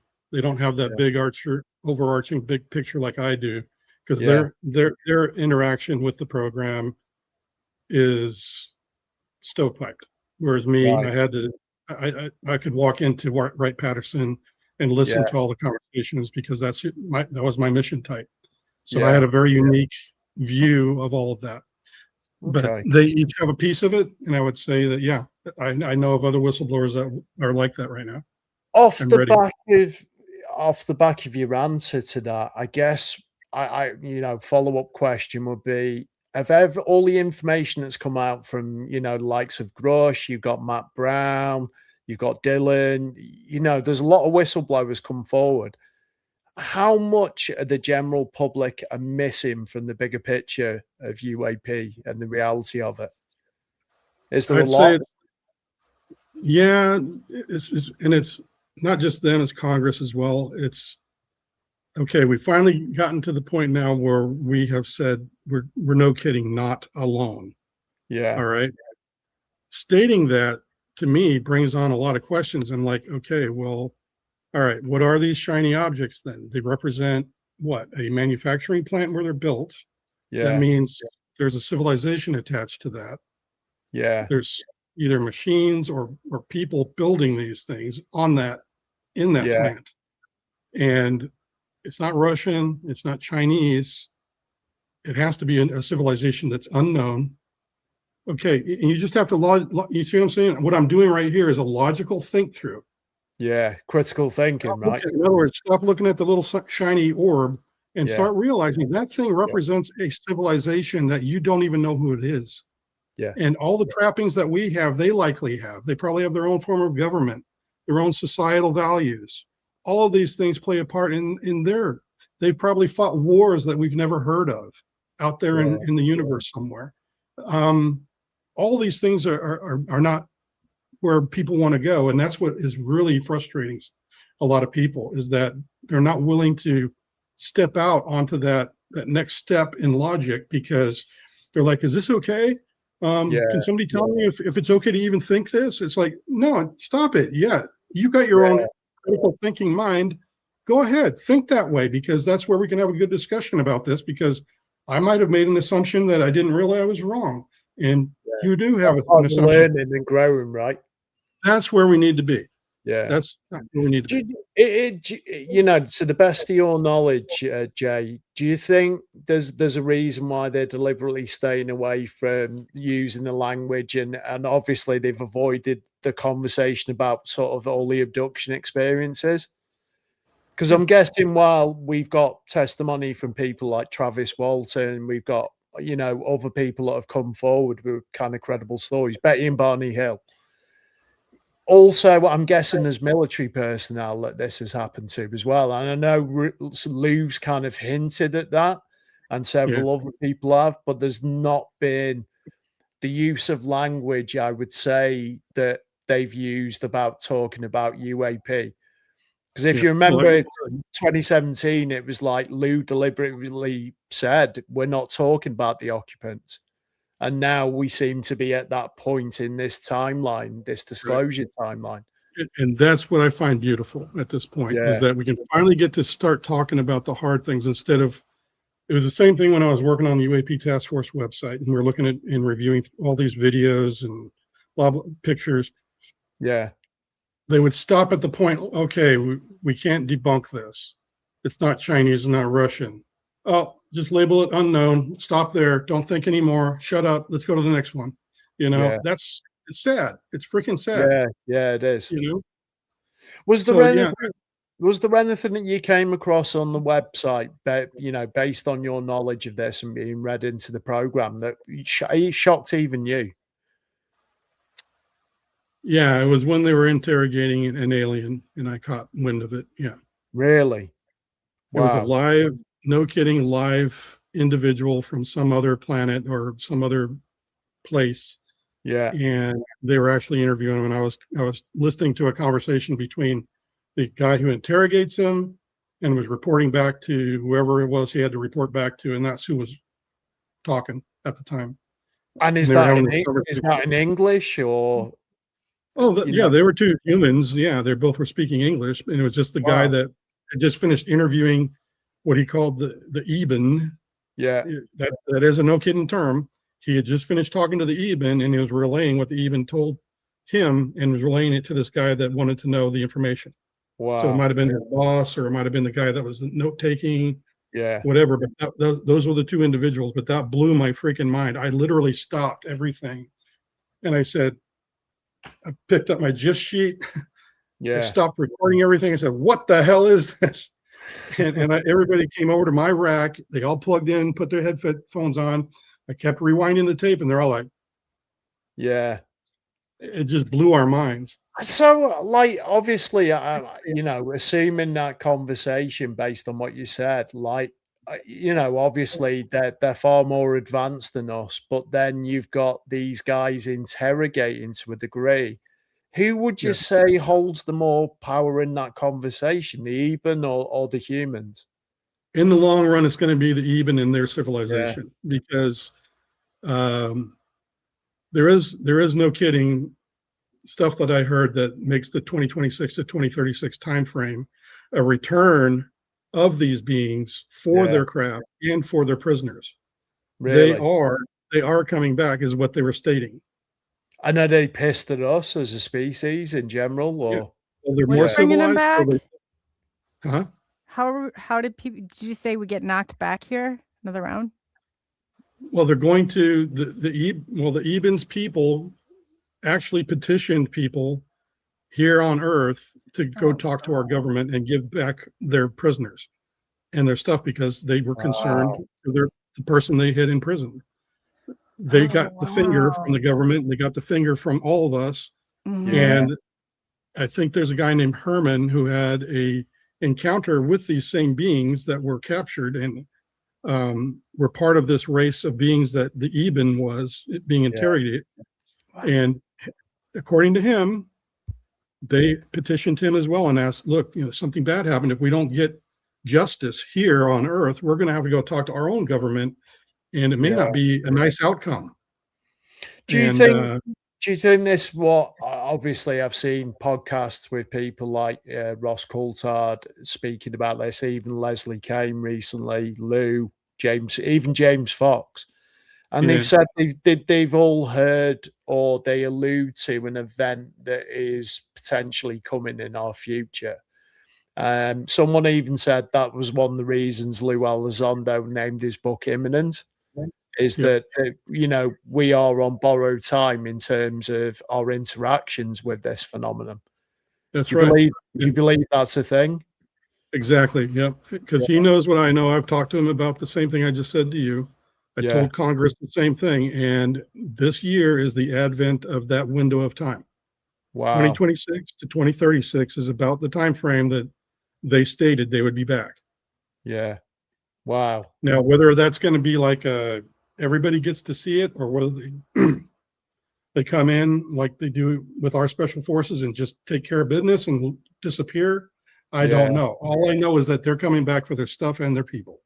I suppose though, if it's the you know, like if this, say, like these conversations don't happen and they're blocking Trump from knowing the full truth, if there is this, you know, and I hear this word bandied about at the moment, catastrophic disclosure, where it's taken out of our hands, I don't think, in my opinion at least, that the government would ever recover. There's already mistrust in governments, you know, here in the United Kingdom, in the US. You're correct. So I think that we're far enough along right now that what you just said is exactly where we're at right now. I don't think there's any going back. There is absolutely no chance this is ever going back and rewinding. Yeah. The analogy I was given recently, and I thought it was brilliant, was the toothpaste is out the tube. You know, and you know how hard it is once you squeeze that tube, you ain't getting that paste back in. So yeah, You'll never convince somebody that was an unopened tube either. no, Done. no, absolutely. But yeah, it's what's so in terms of the future, and obviously a lot of people coming forward at the moment. What's the future look like for Jay Sands? What have you got in the pipeline? I'm gonna remain myself. I'm gonna enjoy life. I have fully retired now for about a year. Yeah, Not having had a job, and I'm actually making more money now than I had ever as a contractor, and that's saying something, honestly. That's ace. Tax free. The government's out of my pockets finally. But yeah, and thank you for your service too. You did serve in the Air Force, so I appreciate that. So I'm gonna stay with this. I'm gonna keep helping in the background where I can. I'm gonna keep encouraging those that I can. So yeah, that's what's in it for me. Now, what I wish for the disclosure process, there's a tangible side that we can take care of now. David Grush did a great job of couching the fact that this is a corporate problem. Corporations are in possession of these vehicles and these biologics. Yeah. We have to figure out a way to get these government contracted people in Northrop Grumman and everybody else, like I said, through executive order, because if you're working for the government, that's the government's intellectual property. Yeah. And furthermore, it's against our laws to possess a technology that is not in a competitive environment. In other words, another person can't take a fair crack at it. Yeah. And make profits. Is there anything that can be FOIA that would maybe help us on this way, or pointing people in the right direction? The government side of it, however, inside the corporate world, you can't just FOIA that stuff. You've got to have a legal team go in and do that.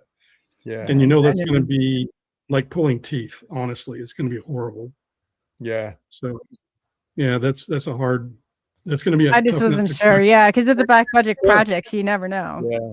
But that is what they have to legislate. Honestly, it falls on our legislation in getting this stuff done and getting the proper language, because this is a brand new area of legislation that's never existed before, because we didn't have these problems with oversight. They're going to have to really tighten it up on the language, and they're honestly going to have to put some teeth into this to where if you do not comply, something bad is going to happen to you. Teeth in the legislation. Yeah. That is what I think is tangible. It's in the realm of possible. They can take care of this probably within the Trump administration if they can just agree to do this one thing. Forget about all the other politics, but just this one thing, and just get that done. I think that's the most tangible way forward from here. Yeah.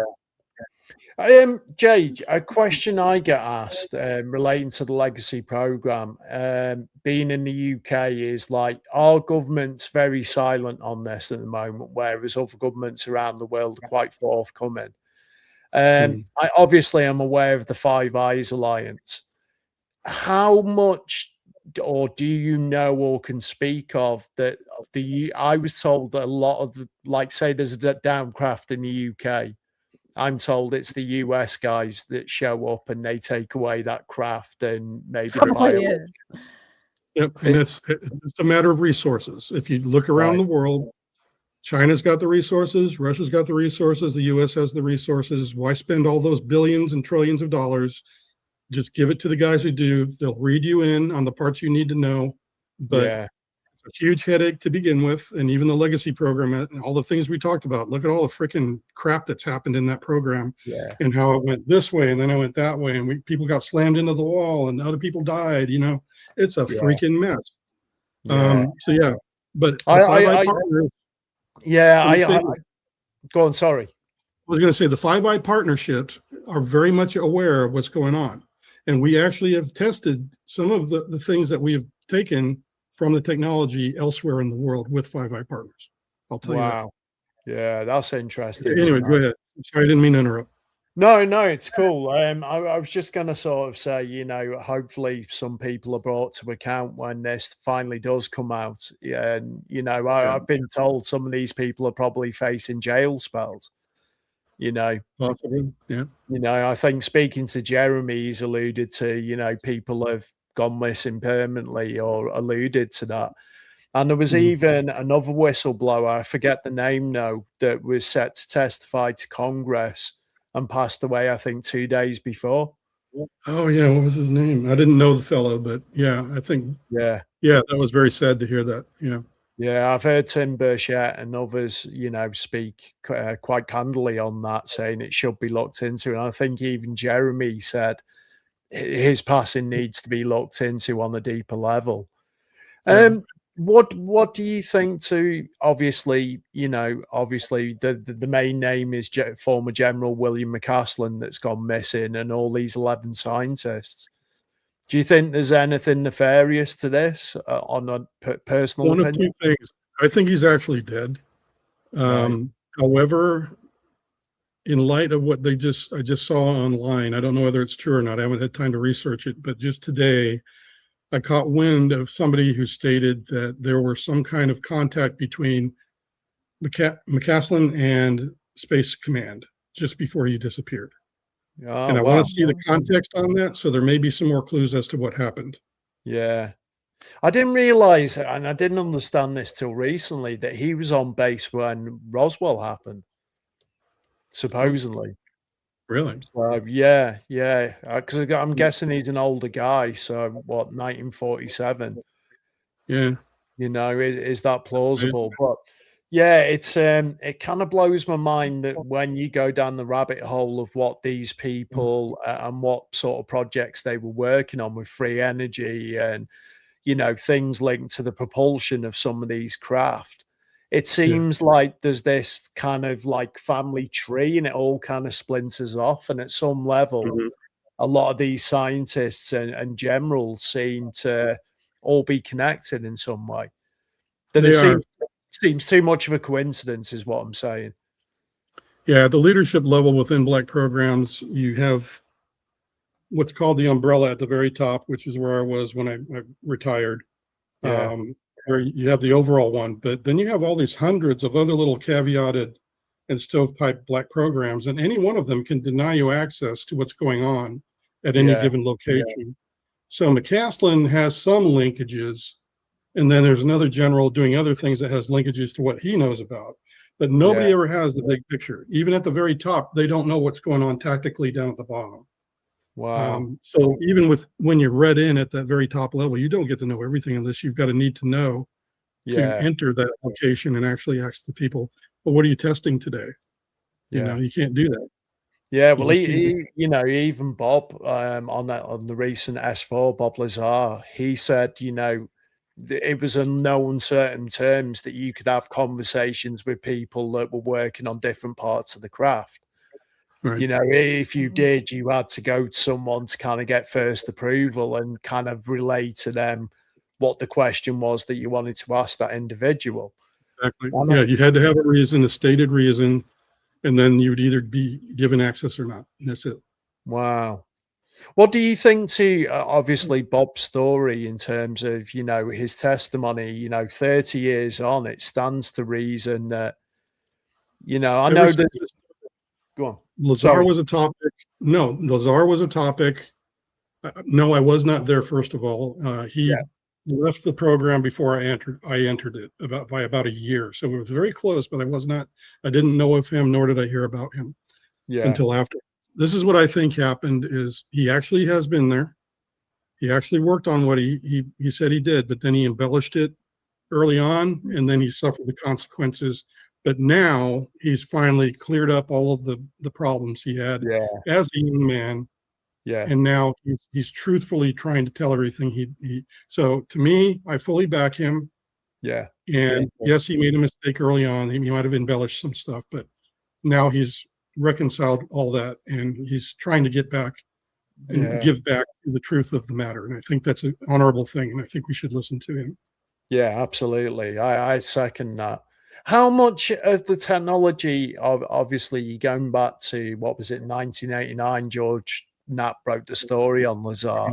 How much of the technology that Bob worked on or would have worked on back then do you think still exists at Area 51 or S4? All of it. You think all of it? Wow. Yep. And they have, I think they've probably made a breakthrough or two on how to produce some of it. Yeah. but I think they are literally frying the brains of some of these pilots, Wow. as Sheehan has been saying. Yeah. Because I could see that happening. Yeah, there's a danger to operating some of these vehicles. Yeah, definitely. Did you obviously, you know, Bob speaks, and now I believe it's on the periodic table about element 115. Did you ever come across any type of other element that is the power source for the propulsion of these craft when you were there? Just the tritium that I knew of from that one encounter in the desert. Had Yeah, I known that tritium was the byproduct of nuclear fusion, I would yeah, have directed him to another part of the Nellis test range where they did the nuclear tests and was yeah, probably chock full of what he wanted, because there's a big place up there that we used to drive by when we were on the far western side of the Nellis test range. That's where yeah. the nukes were bombed, and Okay. there's this big round lake bed Yeah. that's where the Mhm. detonations took place, and we were never allowed to drive down that road because there's Wow. still radioactive material there. I would Oh, have Yeah. directed the individual to that location to pick up his tritium if Yeah. I'd known better, but instead I was clueless, and Wow. I just like, oh no. Yeah, because Oh, there was a did he come story. back glowing? No. Yeah. what? I said, did he come back glowing? I was joking. Kind of. You get Oh nice suntan being out there. Put no, it he was that way. very polite to me, and he was like, "Yeah, you're just a dumbass. Thank you very much."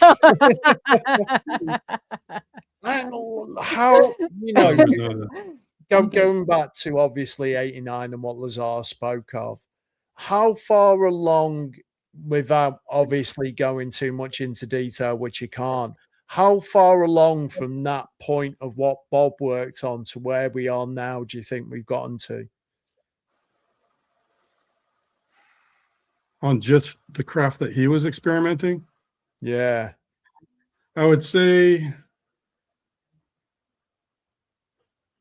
in the early 2000s, I would suspect that they probably made some breakthroughs on how to produce some of the material used in the propulsion that he was describing. wow. Whether they were able to create a full propulsion system, I highly doubt that. I think they'd probably Yeah, still be working on that. If anything, today's day and age, I would say that they maybe have a couple of prototypes that they're working on, but I think that they're having trouble with that right now. They're still testing it. yeah. I have How a W-2 from Bob Lazar that was validated by Jim Goodall, that he actually was the Oh, one that released it. I do have a wow. copy of that. I pulled it out one show that he's on. I excellent. said, Jim, can you see it? So yeah, if anyone wants to see it, let me know. And I'll pull See, it. I want the poster that he said he had on the hanger wall Yeah. saying that they're here, or and it was a like flying saucer poster. I do want to get Yeah. a copy of that. That'd be Oh, pretty cool. neat. But Yeah. how I guess off the back of talking about the reverse technology, how much of what the public see now and report as being, you know, genuine alien craft or UAP, what if you were to give a percentage, how much of it is ours and reverse engineered against, you know, what NHI, let's say? Very small proportion. I would say the TR3 is about the biggest evidence right now Yeah, they've seen the manta ray so many yeah, times now. I've seen it personally by living in Florida for so long. I saw it about 3 times, maybe 4, wow, and I saw it one time with my daughter in the car. So I believe that airframe exists and it's hybrid. I saw it at one point just above my car, no more than about 40 or 50 feet above my car at one point. I had one Uh, above my house going back to when I was 14 years old. So I yes. saw the edge of the craft looking out the window because the light was kind of like, I guess, like when you have the police helicopter out and they got the searchlight on, Right. or when you have lightning strike near your bedroom window, let's say, and it illuminates. So I only saw the edge of this, but a buddy of mine who, because this would have been like 3:45 in the morning, June. So you got that midnight blue kind of sound. But one of the weird things is like, you know, breaking dawn you should be hearing the birds start singing. It was silent when I opened the window. Now, my Yep. buddy who was in the street behind, he had the inclination he couldn't sleep, went to his bedroom window, and he said that this thing was the size of a football field that was over my house. And he said it didn't wash off, it didn't shoot up. It was just like you turn the lights off and it had gone. Yep. They're that Now, fast. Yep. yeah, back then, I guess, you know, going back to, it would have been 94, 95. You had the Belgian wave, I think in 96, short after.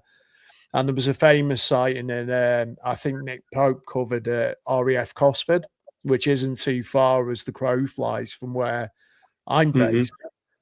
But what I'm trying to say is, like, there was nothing in popular culture.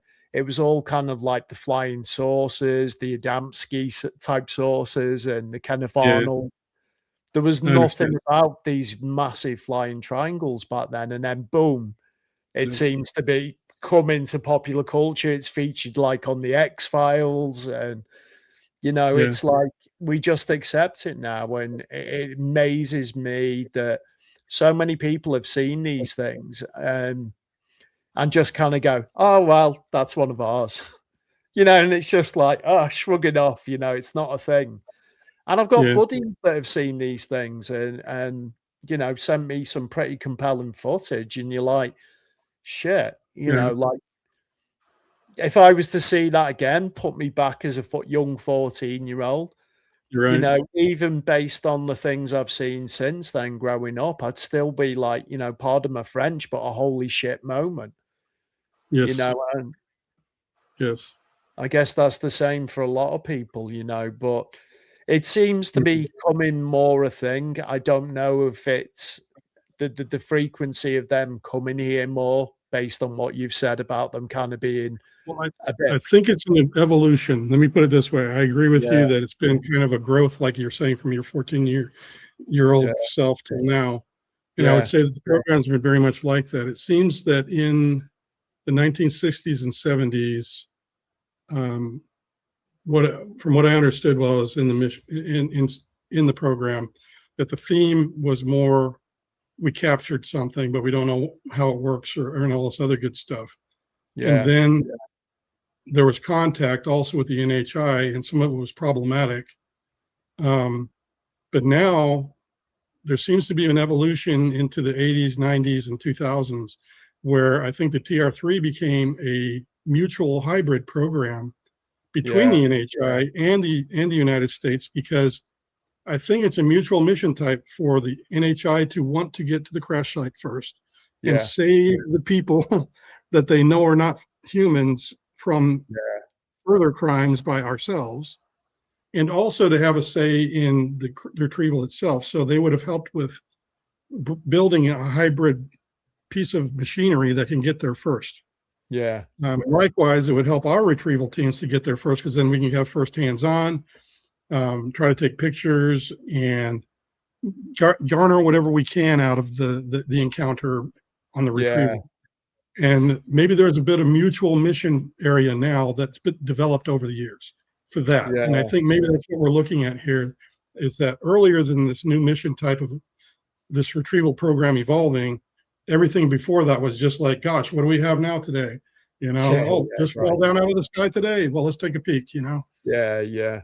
What's the most obscure shape you've seen for one of these UAPs in your understanding? Obviously, was when I was living in San Jose, California, and it was in December, and I remember that all the adults were out around the Christmas tree talking, and I went in my room, the lights were out, my windows were, or not, the window wasn't open, but the curtains were open, and this craft came in from what looked like orbit down and ended up over my friend Eddie's house at the bottom of the hill, and it looked like a red light at first.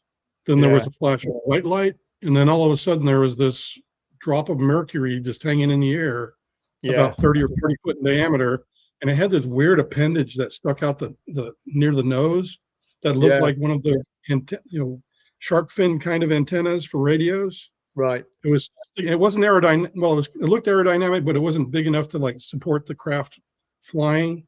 It was more like it was a sensor or something. And it was sticking out. And I've never seen that shape in any diagram, never seen anything in any of the encounters that came close to what I saw that day. Wow, that's incredible. That's incredible. Like I've seen videos of things similarly that are completely obscure, kind of defy what we understand as being our physics up to now. I Mhm. guess how much of like our science institutions and the physics side of it will have to be rewrote when this does come out? A lot. A lot. I think even the academia has been told to shut their mouths. Yeah, I think so too. And our histories are going to probably need to be rewritten Yeah, as well. It's going to affect a lot of things that we think we know. yeah.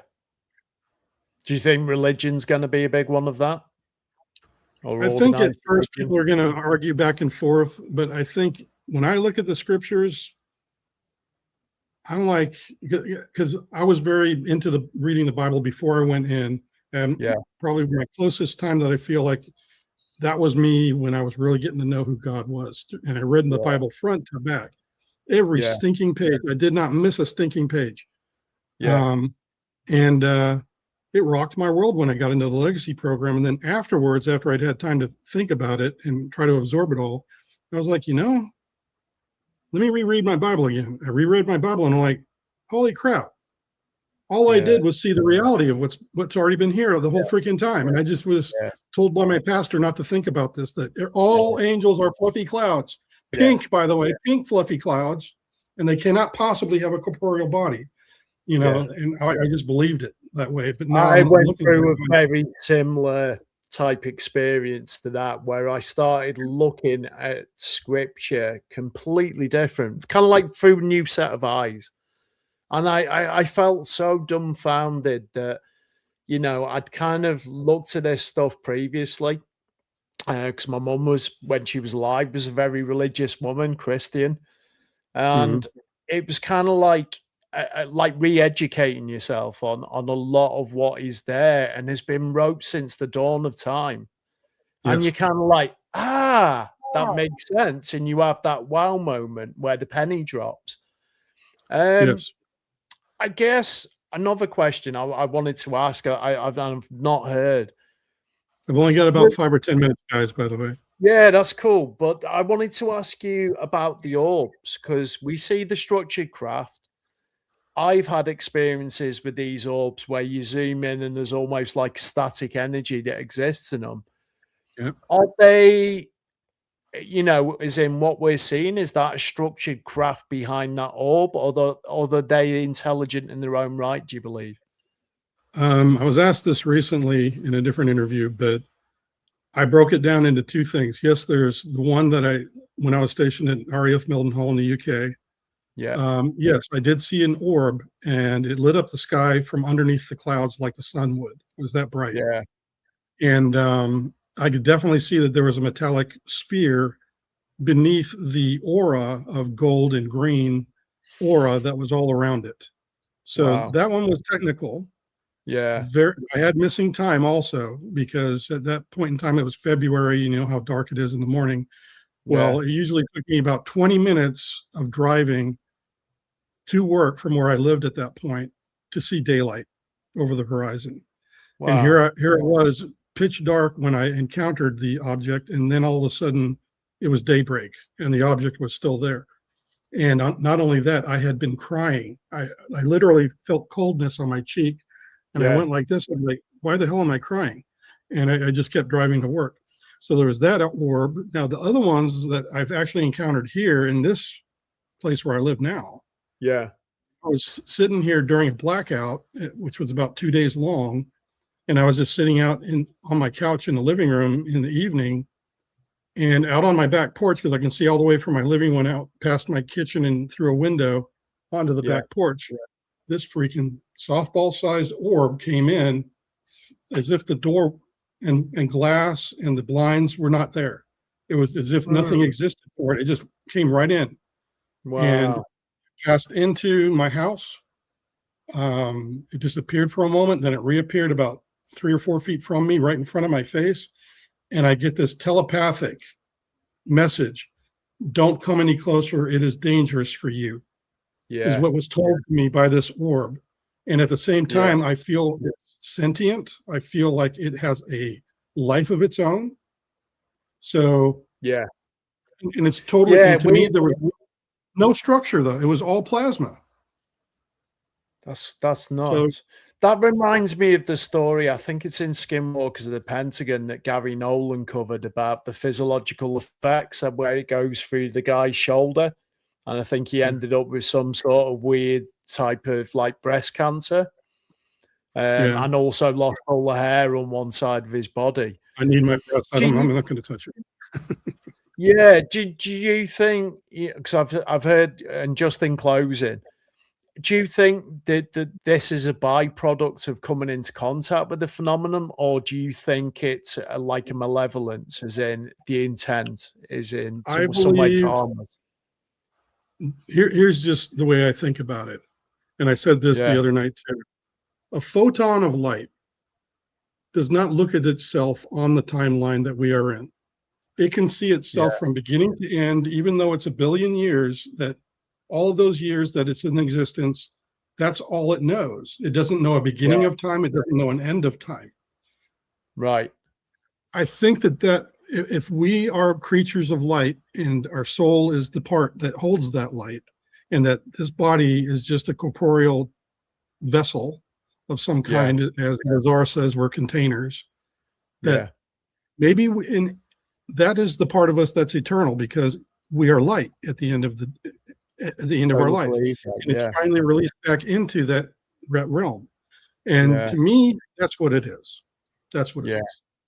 It's funny you should say that, because I remember Anna Paulina Luna sharing a tweet, and I think it was about like evolution of angels, or like a hierarchy, and it was to do with like these orbs that people see. And for all the sort of positive, and I speak for myself now, my encounters with these things have only ever been positive. My fight or flight has never kicked in, other than on one occasion, but that was something different. But it seems to be that these things can control emotion within us as well, which is kind of nuts. Yeah, that's a dangerous part, and I'm glad you brought that up, Shay. Because if they are telepathic, as I know they are, even the being, I had trouble deciding if I was feeling an emotion or whether it was coming from the other guy. Right. The only thing that made me discern between the two is doing the mind check, going, okay, wait a minute. I don't feel that way about this particular thing. Therefore, it must come from them or him. Yeah. Yeah. And a lot of people don't know themselves well enough to even make that distinction. In other words, if I'm telepathic and I'm angry and I'm projecting that at you, and you get angry because you just don't have any context, you don't know what it is, and all of a sudden you're just stomping angry, just like I am. Yeah. That's kind of what might happen to some folks. Yeah. That's definitely, they're unaware. Yeah, that's definitely food for thought. Yeah. And think about that with this conspiracy stuff with shadow governments. Imagine if there is a nefarious set of these NHI that are looking like us and altering congressmen's and congresswomen's emotions for the day about a given piece of legislation. Imagine what kind of power that would afford you. Imagine what you can do with it. Yeah. Ouch. Yeah. And all you had to do is keep all the congressmen and women blissfully unaware. Yeah. That makes a lot of sense. Oh, we can't. Can we do a part 3? You can't leave us. I was going to say, you can't leave us on that cliff. You can't. Yeah. Jay, before you go, will you do number 3 with us? Because how are you going to leave on that? That will keep me up at night. Let's everybody cool off and contemplate all the good stuff we talked about today first, though, because we gave them a lot to chew on. Yeah. And Jay Austin had freaking awesome questions. Isn't Jay great? I told you, you'd love him. Yeah. You put me on the spot a few times. If I was not a truthful person, you would have caught me, man. No, that's it. He does. He's good. He's the same. I'm like, I think it's good to have that balance from the outside looking in to my own personal beliefs about you. I could tell by your energy watching the program that like you were totally legit. Yeah, But I know. guess for the audience, You you know, feel people are 'em. obviously going to have Yes. questions. Yeah. You're one of the guys that would have picked to be an interrogator, honestly. I'd have He's been good. lousy. He's really They'd good, have isn't just he? put an onion in Oh, front yeah. of me and I'd have run out the room.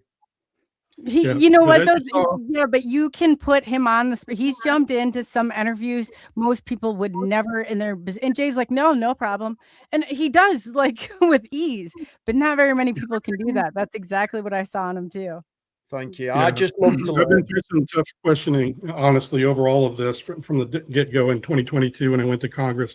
They likewise have very good questions as well. But he is building yeah. a very good road for you. Like when he asks those and he's cross-examining, they'll say people do research. He does research at a documentary level. That's the difference. That's what separates us from Jay. No, it's true. It's true. You have to be that way. Yeah. That's how you weed out the bad guys. Yeah. Just learning and growing as, you know, I go through this, and I've got some brilliant people around me that are teaching me really well, such as yourself. You know, thank you for coming forward. Thank you for your service, not only to the US, but, you know, you were stationed in the UK here too. And I just, you know, Godspeed, and I wish you the very best in the future. And please, let's do part 3 because I've enjoyed this immensely tonight. Thank you. And just to know that we have your back over here too, Jay. Like if you ever, you just drop me like you know what I mean, a message or DM, like I'm on that. I would seriously, and it's so important that the truth get out. So you've become family over here. Like from the first time I said, I really hit it off with you, and it really changed. It's like a domino effect. Like it really changed how I viewed a lot of things, and it needed to happen. Beautiful. It needed to happen. That's the way it should be. Yeah. When you get in with the right folks, that's what happens. Everything clicks. Yes. And that's why I like to give that coverage. And I want to know, hey, like I remember when James Gillian came on, I asked him the same question. I was like, who would you know, next? And then he did. He gave me like, you know, so it was like when I do that, it's because I really value what you've done, and I've you know, you check out, and like I get it. So I'm at, you know what I mean? It's like that's like a compliment for me. So I just wanted you to know I do take it very serious. Yeah. Well, thank you. You guys are both beautiful people, and I've enjoyed every minute of today. That was really great. Thank you very much, sir. Thank you. Enjoy the rest of your day. I'm gonna. It'll probably take me an hour to unwind after this conversation. Let me use my British accent for a minute. Yeah, bro. Awesome. That is an immensely great British accent.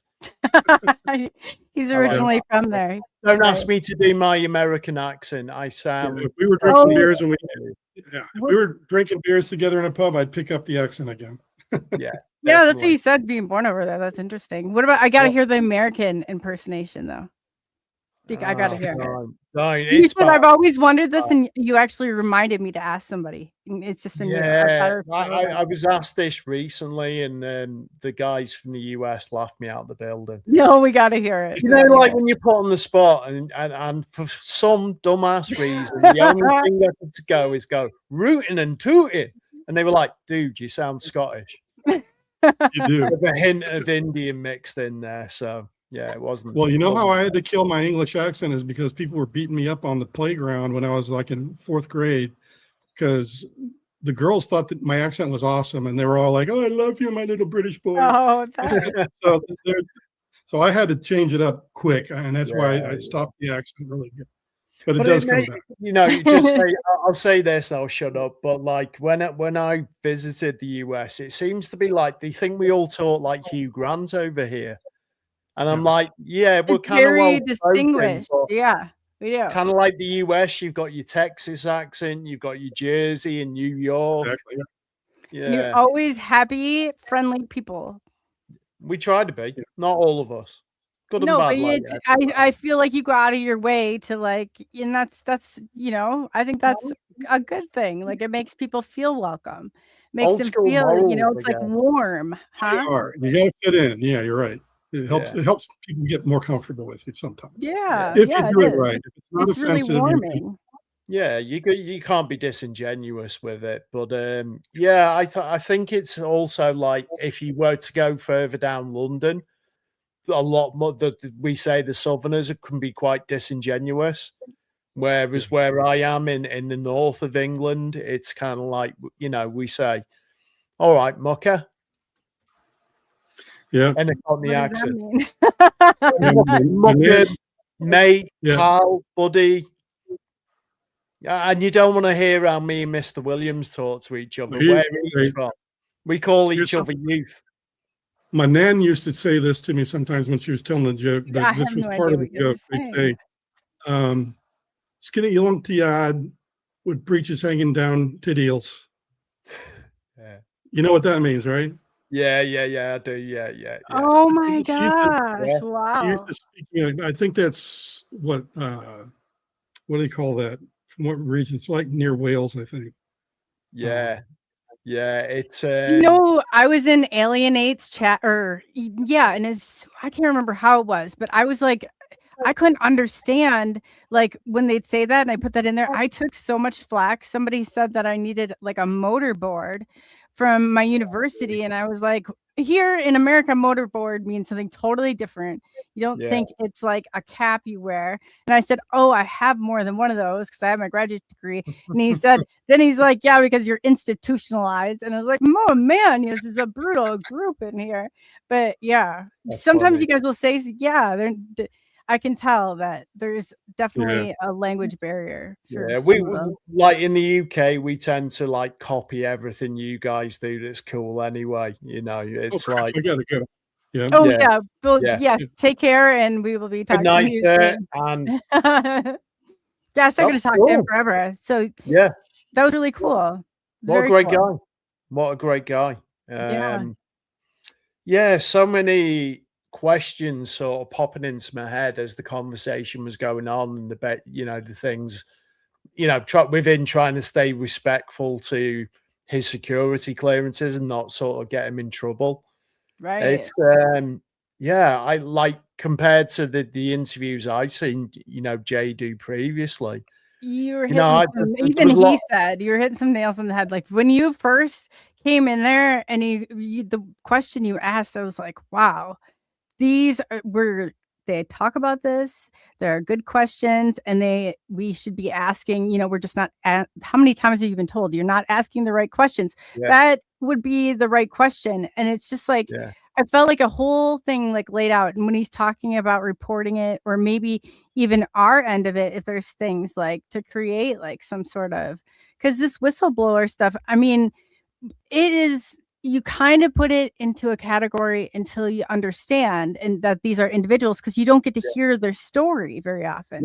Like, how did they come to this? Like, what led them right to this point where they decided, we usually hear the after effects of it. Yeah. So I thought this right here is like what I want to know about each of them now. Like, it's kind of like what I guess what's that eureka moment that, from, I guess, like sitting on that, for 20, 30 years of a career.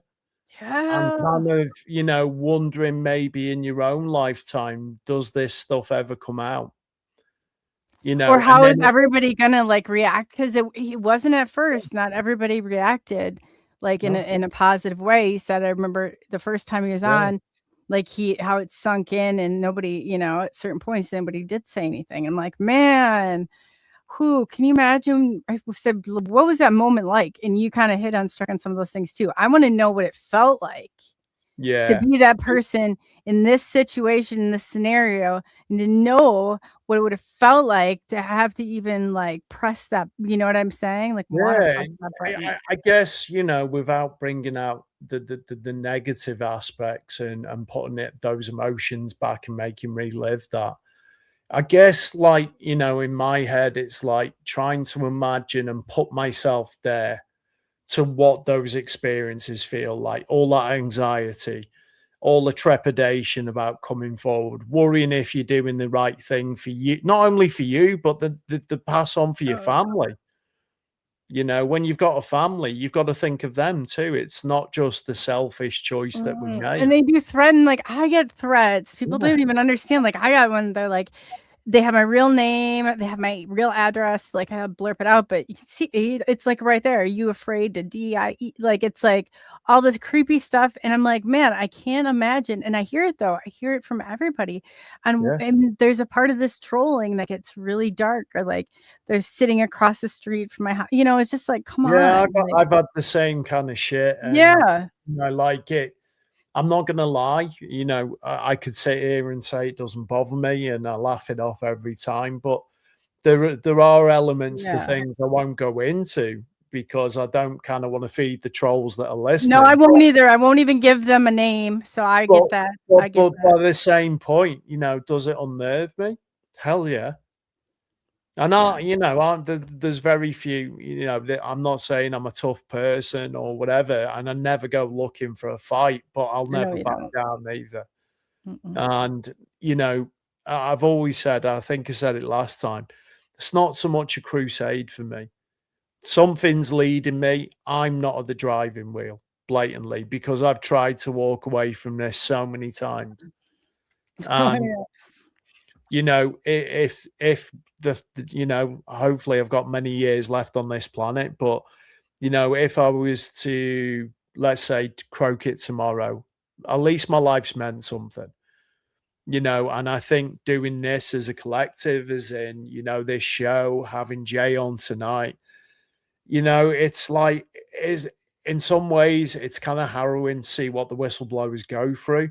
Yeah. But on the flip side to that, isn't it great that we can have these conversations and, we can talk and sort of throw You can around talk to them like an ideas? experiencer also, Yeah. Yeah. 'cause I, you get well, to. yeah, I just, in some ways, like look, someone said recently, they went, "Oh, you're an accidental journalist."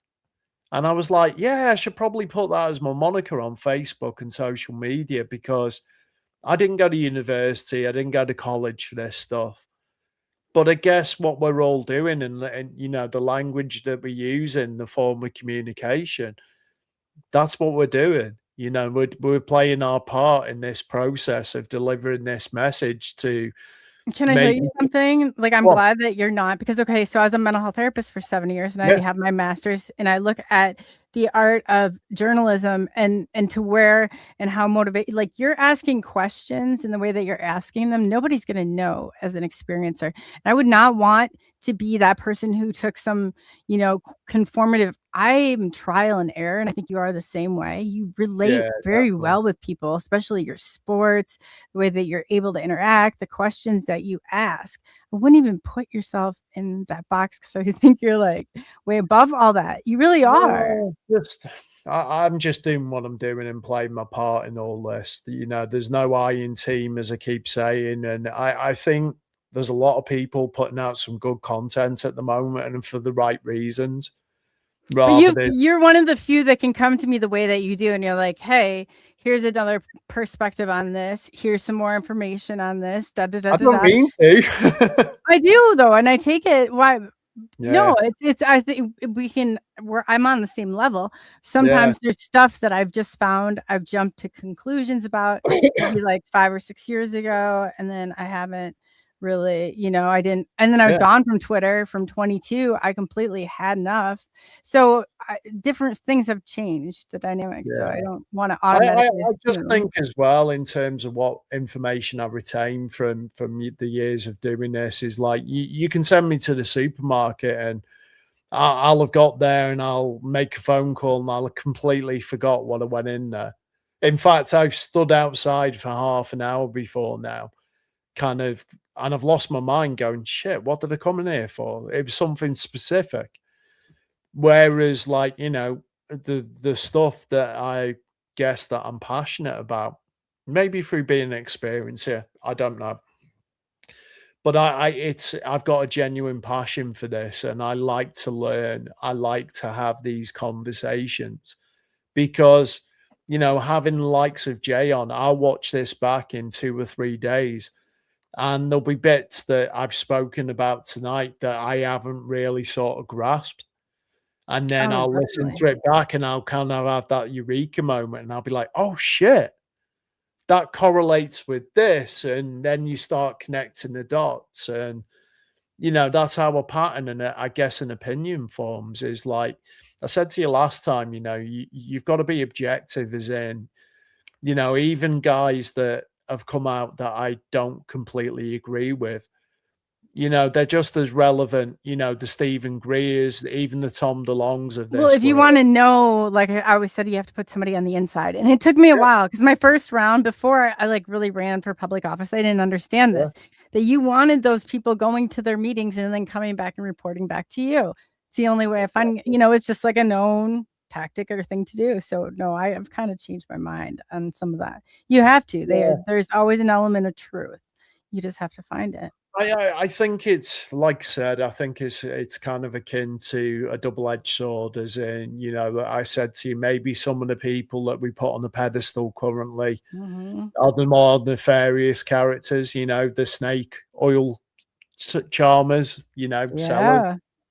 And maybe And some we of the know people, who some of them are, like, you know what I mean? It's like, you know, and I hope from tonight, at least your audience maybe, you know, because I do see a lot of criticism of people like Luis Elizondo and, you know, and it must be crazy to jump on there when I you're can tell you trying. why. I followed it, like, when I tell you, like, a crazy person, I'll send you the wall, and I started printing, and I had, like, it went layers and layers and layers deep. I'm like, I'm finding the truth, and it's getting down to the truth on this. I'll tell you where I got hung up on them at, and I can tell you, I'm like, I've got it all. As you'll be like, this is like an insane asylum. But my, like, you know, I mean, to come to my defense here, like, they change names, like, you're changing, like, I don't know, your the chameleon thing. toothpaste, brand. Like, I mean, it really is not that big of a deal, but they'll change names, like, very rapidly, and it was the only way I could follow it. It was all over, and I was like, these people. So then I color coded. I was like, this person's with this agency, and then I had each person color coded, and then I could cross reference who is who. But isn't this the same as, like, you know, going back decades when Dr. J. Allen Hynek, say, was like, you know, Project Blue Book, and he was a total skeptic coming into this and became a believer. And look how we sort of champion those guys now.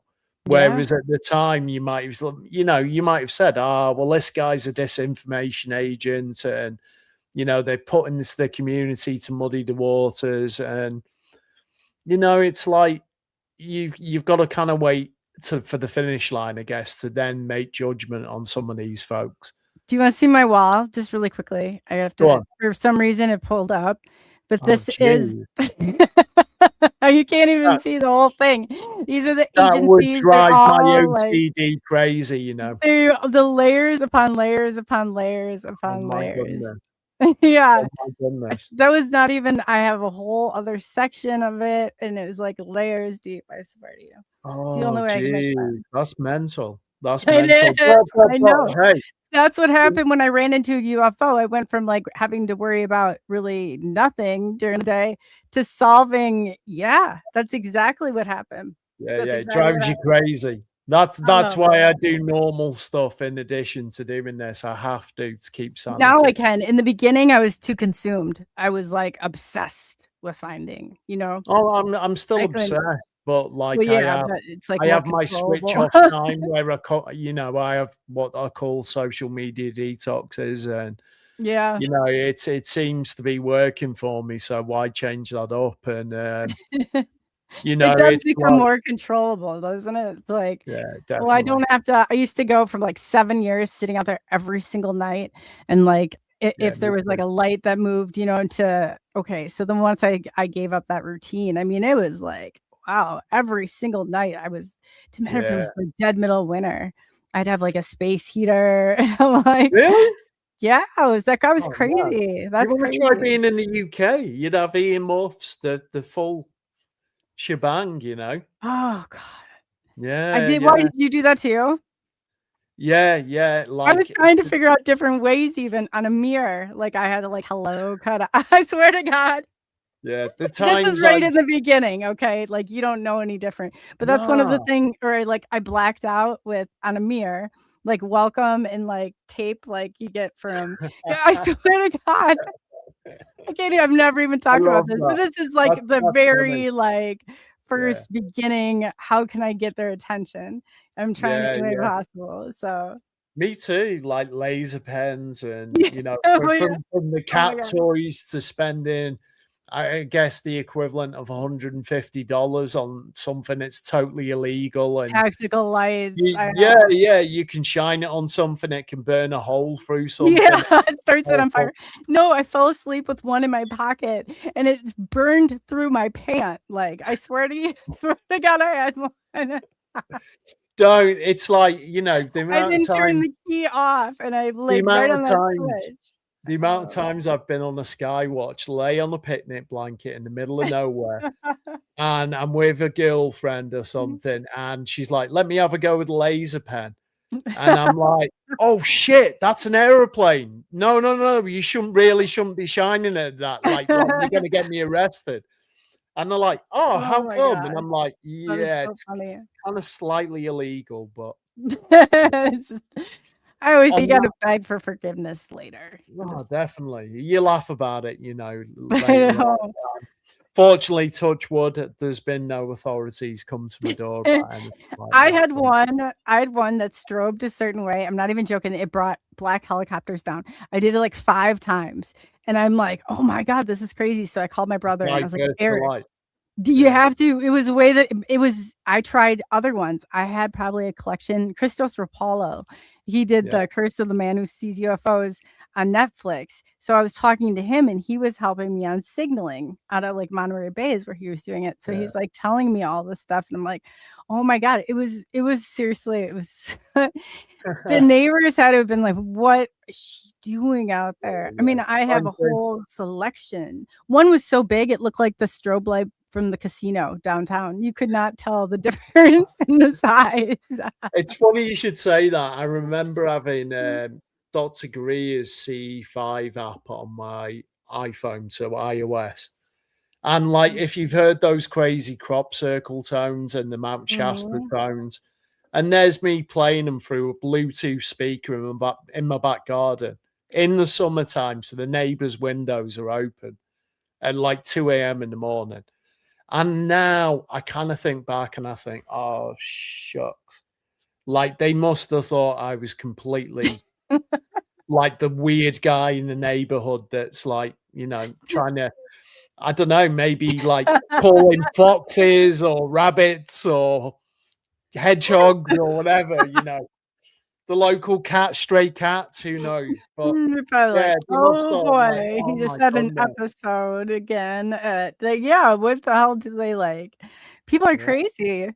They wrap their mind around it. I'm definitely crazy. I'm a testament to that. But I said you know your own crazy, and it's not that crazy. It's like I've made friends with knowing that I'm a little bit weird. Who doesn't get into that's their thing? I always say that's because you were born on a certain day at a certain hour. So you get that weirdness. Everybody has. And we're all, if we didn't, we just all be like the same, and that would be really, really boring. Yeah, I embrace it now. It's like, you know, like I said to you, it's quite blatantly obvious that I'm not in control of the steering wheel. So wherever this takes me, wherever it leads, you know, I'm along for the journey.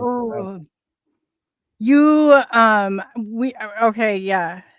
need to, something you just said right there is very interesting because David Hunt, I'm going to set up an interview with, because something you just said there, and he talks about it in his ET contact, it's crazy to hear how much further that you guys have gotten over in the UK. I'm not sure, it's like the stuff, I feel like we should, since we're both experiencers, this is really cool actually, that we should always save time at the end of our show to talk about like these little things that experiencers are gonna, you know what I mean? Yeah, this is so cool when somebody can relate like to that. Yeah. Like it just literally like gets me so excited and happy. Because I always say it with a smile on my face, and I kind of make light of a lot of the things that, you know, synchronicities or coincidences in my life, because, you know, I guess that's how I deal with the woo, or the phenomenon, let's call it that, is like, I like to, you know, we have this cheeky chappy thing in the UK, and, you know, maybe that works for me. Maybe that's how I sort of my brain deciphers a lot of this stuff because, you know, like talking about the guy that I saw his face change earlier, you know, like I've questioned myself so many times on that. Do you You know know, where John Walson's has video footage of it? I was going to get it and include you in the yeah, group. So that it, maybe that it, could it be please confirmation. do. Please share it. And it's Mhm. weird because a girl mate of mine, she'll probably be listening to this later on, but she went to New Zealand recently to visit family. And without even relaying my story, her uncle basically brought up a time where he was living in North Wales because he immigrated and he'd only had one pint of beer in a pub and he saw this guy's face change and he described it, Oh. the interface, in exactly the same. And it was only because the time difference between New Zealand and here that we didn't get to have like a conversation. But isn't it weird that I'd only told her that story maybe 2 months prior to that? Can You we know, find somebody that would give their testimony, even if we didn't show their face, that you could verify it, or I could verify it? I know Robbie spoke about it recently on a podcast where he was with Mm. a girlfriend of his, and I think, you know, they maybe romantically linked at the time before he got married, and he said he saw her change. And someone else, I won't name Well, them. being you're really good friends with him, would he at least like do? I mean, even if he didn't have to do a live, I know he's busy, whatever, but live would be better. Yeah, You know, like just it like would have, something in an interview to release on it. probably I think have it'd to be great. be a pre-record if Mhm. you know, I could convince him to come on. Yeah, and you I gotta like mean, really try and work up like tears. Like you have to have this testimony. oh, definitely. And like, I know he would love to come on and do this. Just at the moment, he's in the middle, like literally just Yeah. kicked off the second part of a world tour. No, no, and it doesn't have to be today. I'm just saying in the future, I would love to get that testimony. Oh God, I literally, it's 1:05 in the morning now. So like, I No, couldn't not do as now. much as I wanted to. No, Like, no, no. I mean, like eventually when he's able to do it, like I would love that to have it on. You know what I'm saying? I think it's that important where I have not been able to talk to anybody. yeah, So, and I'm going to start looking too to see if, because it's more and more it's being talked about because I think, and I've heard it. So, yeah. yeah, I'm going to start to look for somebody who I think that would be a great That'd be an interview. interesting show. And I think, like, you know, from the audience sort of looking in on this, you know, or anyone that's skeptical about this. And I get it because, like I said before, I saw that with my own eyes. It was too far of a stretch for me to conceive, Yeah. you know. And then since then, you know, like Billy Corgan from the Smashing Pumpkins was on Joe Rogan. He speaks about this at the end of that interview. I was put in touch with someone in Canada because I only told a few people about this after the incident had happened. Because for one, you know, who you going to tell this to that they don't look at you sideways like your cheese has completely slid off the cracker? And two, you know, it opens such a can of worms on, like, you know, it goes way beyond the whole like UFO and seeing the nuts and bolts craft or the orbs or whatever. So it was a game changer for me in my education into this. And maybe I was just, you know, maybe that's part of the journey, is that you were shown this glimpse to another reality. Yeah. So who knows? Who Who knows what the knows? answers are or the reasons for the timing? I don't know. I just know, and I know that it's late, and we'll let you get going too. But I think that some of this stuff right here needs to be pushing the edges of this. Like I think so. knowing this, there's no level 2 book. There's no like, oh well, this is. I think that right there is like really starting to branch off into a better way. Because if we want answers, it's not going to be like we've done the past 80 years over and over and over and over again. That's not how we're going to get there. That's not how. Have you And just seen the experiencers comment? know.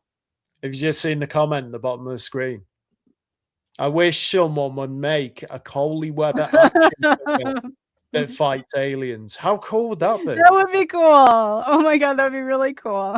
If you do one of me, I'm hoping it's kind of like an action man, or like, you know, one of those guys with all the muscles and stuff, you know. Oh, But that's awesome. That's awesome. that'd be cool. That's like hit some real power right there. Yeah, there's probably someone out there listening. So if you want to make a doll of me and Yeah.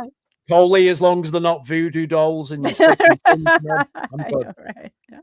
On that note, And you know, yes, it's late here in the UK, so, and it'll take me awesome. another hour to kind of shut off after this. But Yes, I totally yeah, understand. great show. Who have we got next Thursday?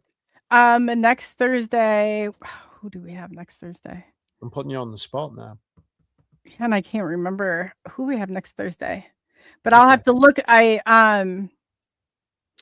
We have somebody next Thursday, but you know what? When we get off, I'll look on my board and then I'll let you know. I hope so. And then I'll update everybody on the next show and let them know Yeah, exactly. I was going to say, otherwise you're going to get me boring you to death for 2 hours. No, not at all, not at all. And I'll update them tomorrow because I have a show anyway on Friday. Yeah. So I'll get it together. I've been moving and it's kind of just like my normal whiteboard isn't where it's normally at, and you know, it's kind of like it throws your whole like equilibrium off a little bit. It takes time to adjust, doesn't it? You know, yes, it does too. To settle back down and stuff. So I get it. Yeah, but yeah, great show as always. As always, a pleasure to join you tonight. Again, you know, before closing, big thanks to Jay for coming on. Such a great guest, and you know, like wow, you know, I've probably watched this back 2 or 3 times to kind of like, you know, decipher everything that he said and explained. I hope your audience enjoyed the show based on some of the comments that I saw flash up. Oh yeah, you seem to. I'm sorry I couldn't get around to asking all the questions. Please put them in capital letters for next time. Are you signed in on any YouTube? Because if you sign in under YouTube, you'll be able to see the chat better on your end. No, because right you now, want to sign up for, even if it's just like a personal, that way it comes in on, and then you'll be able to, you're not seeing all the chat and it's not as like as it is over on this end. Oh God, I won't be able to keep up how you do, you know, reading out the names at the start. No, you're okay. I'll still do that, but it will help you to integrate better, so that way you'll see some of the comments. Yeah, I've got a YouTube account, so yeah. You should see if it helps. Just definitely look at it in addition to Instagram and streaming on Facebook and stuff. But yeah, I'm going to say good night. Good. Good evening for you guys in America, and yeah, we'll see you all same next time, Thursday. or as they say, same bat time, same bat channel. Next Thursday. And let's do this all over again. So it's been a pleasure. Thank you. Mine too. Thank you. And yes, that was an absolute wonderful show. And I wanted to say really quickly, thank you to each and every one of you. Benno, thank you so much for the super chat. That's very cool. And it was very honest and brave. I thought, yeah, he definitely earned my respect. And thank you again, Benno. That was very kind and we appreciate it. Yeah, it was a great show. And Bimora, thank you very much. So on behalf of SNX Radio, thank you for taking the journey into the unknown. I'm Coley, also known as ColeyUFO, and that tonight was Jay Austin. So rocking this out till the next time. UFO.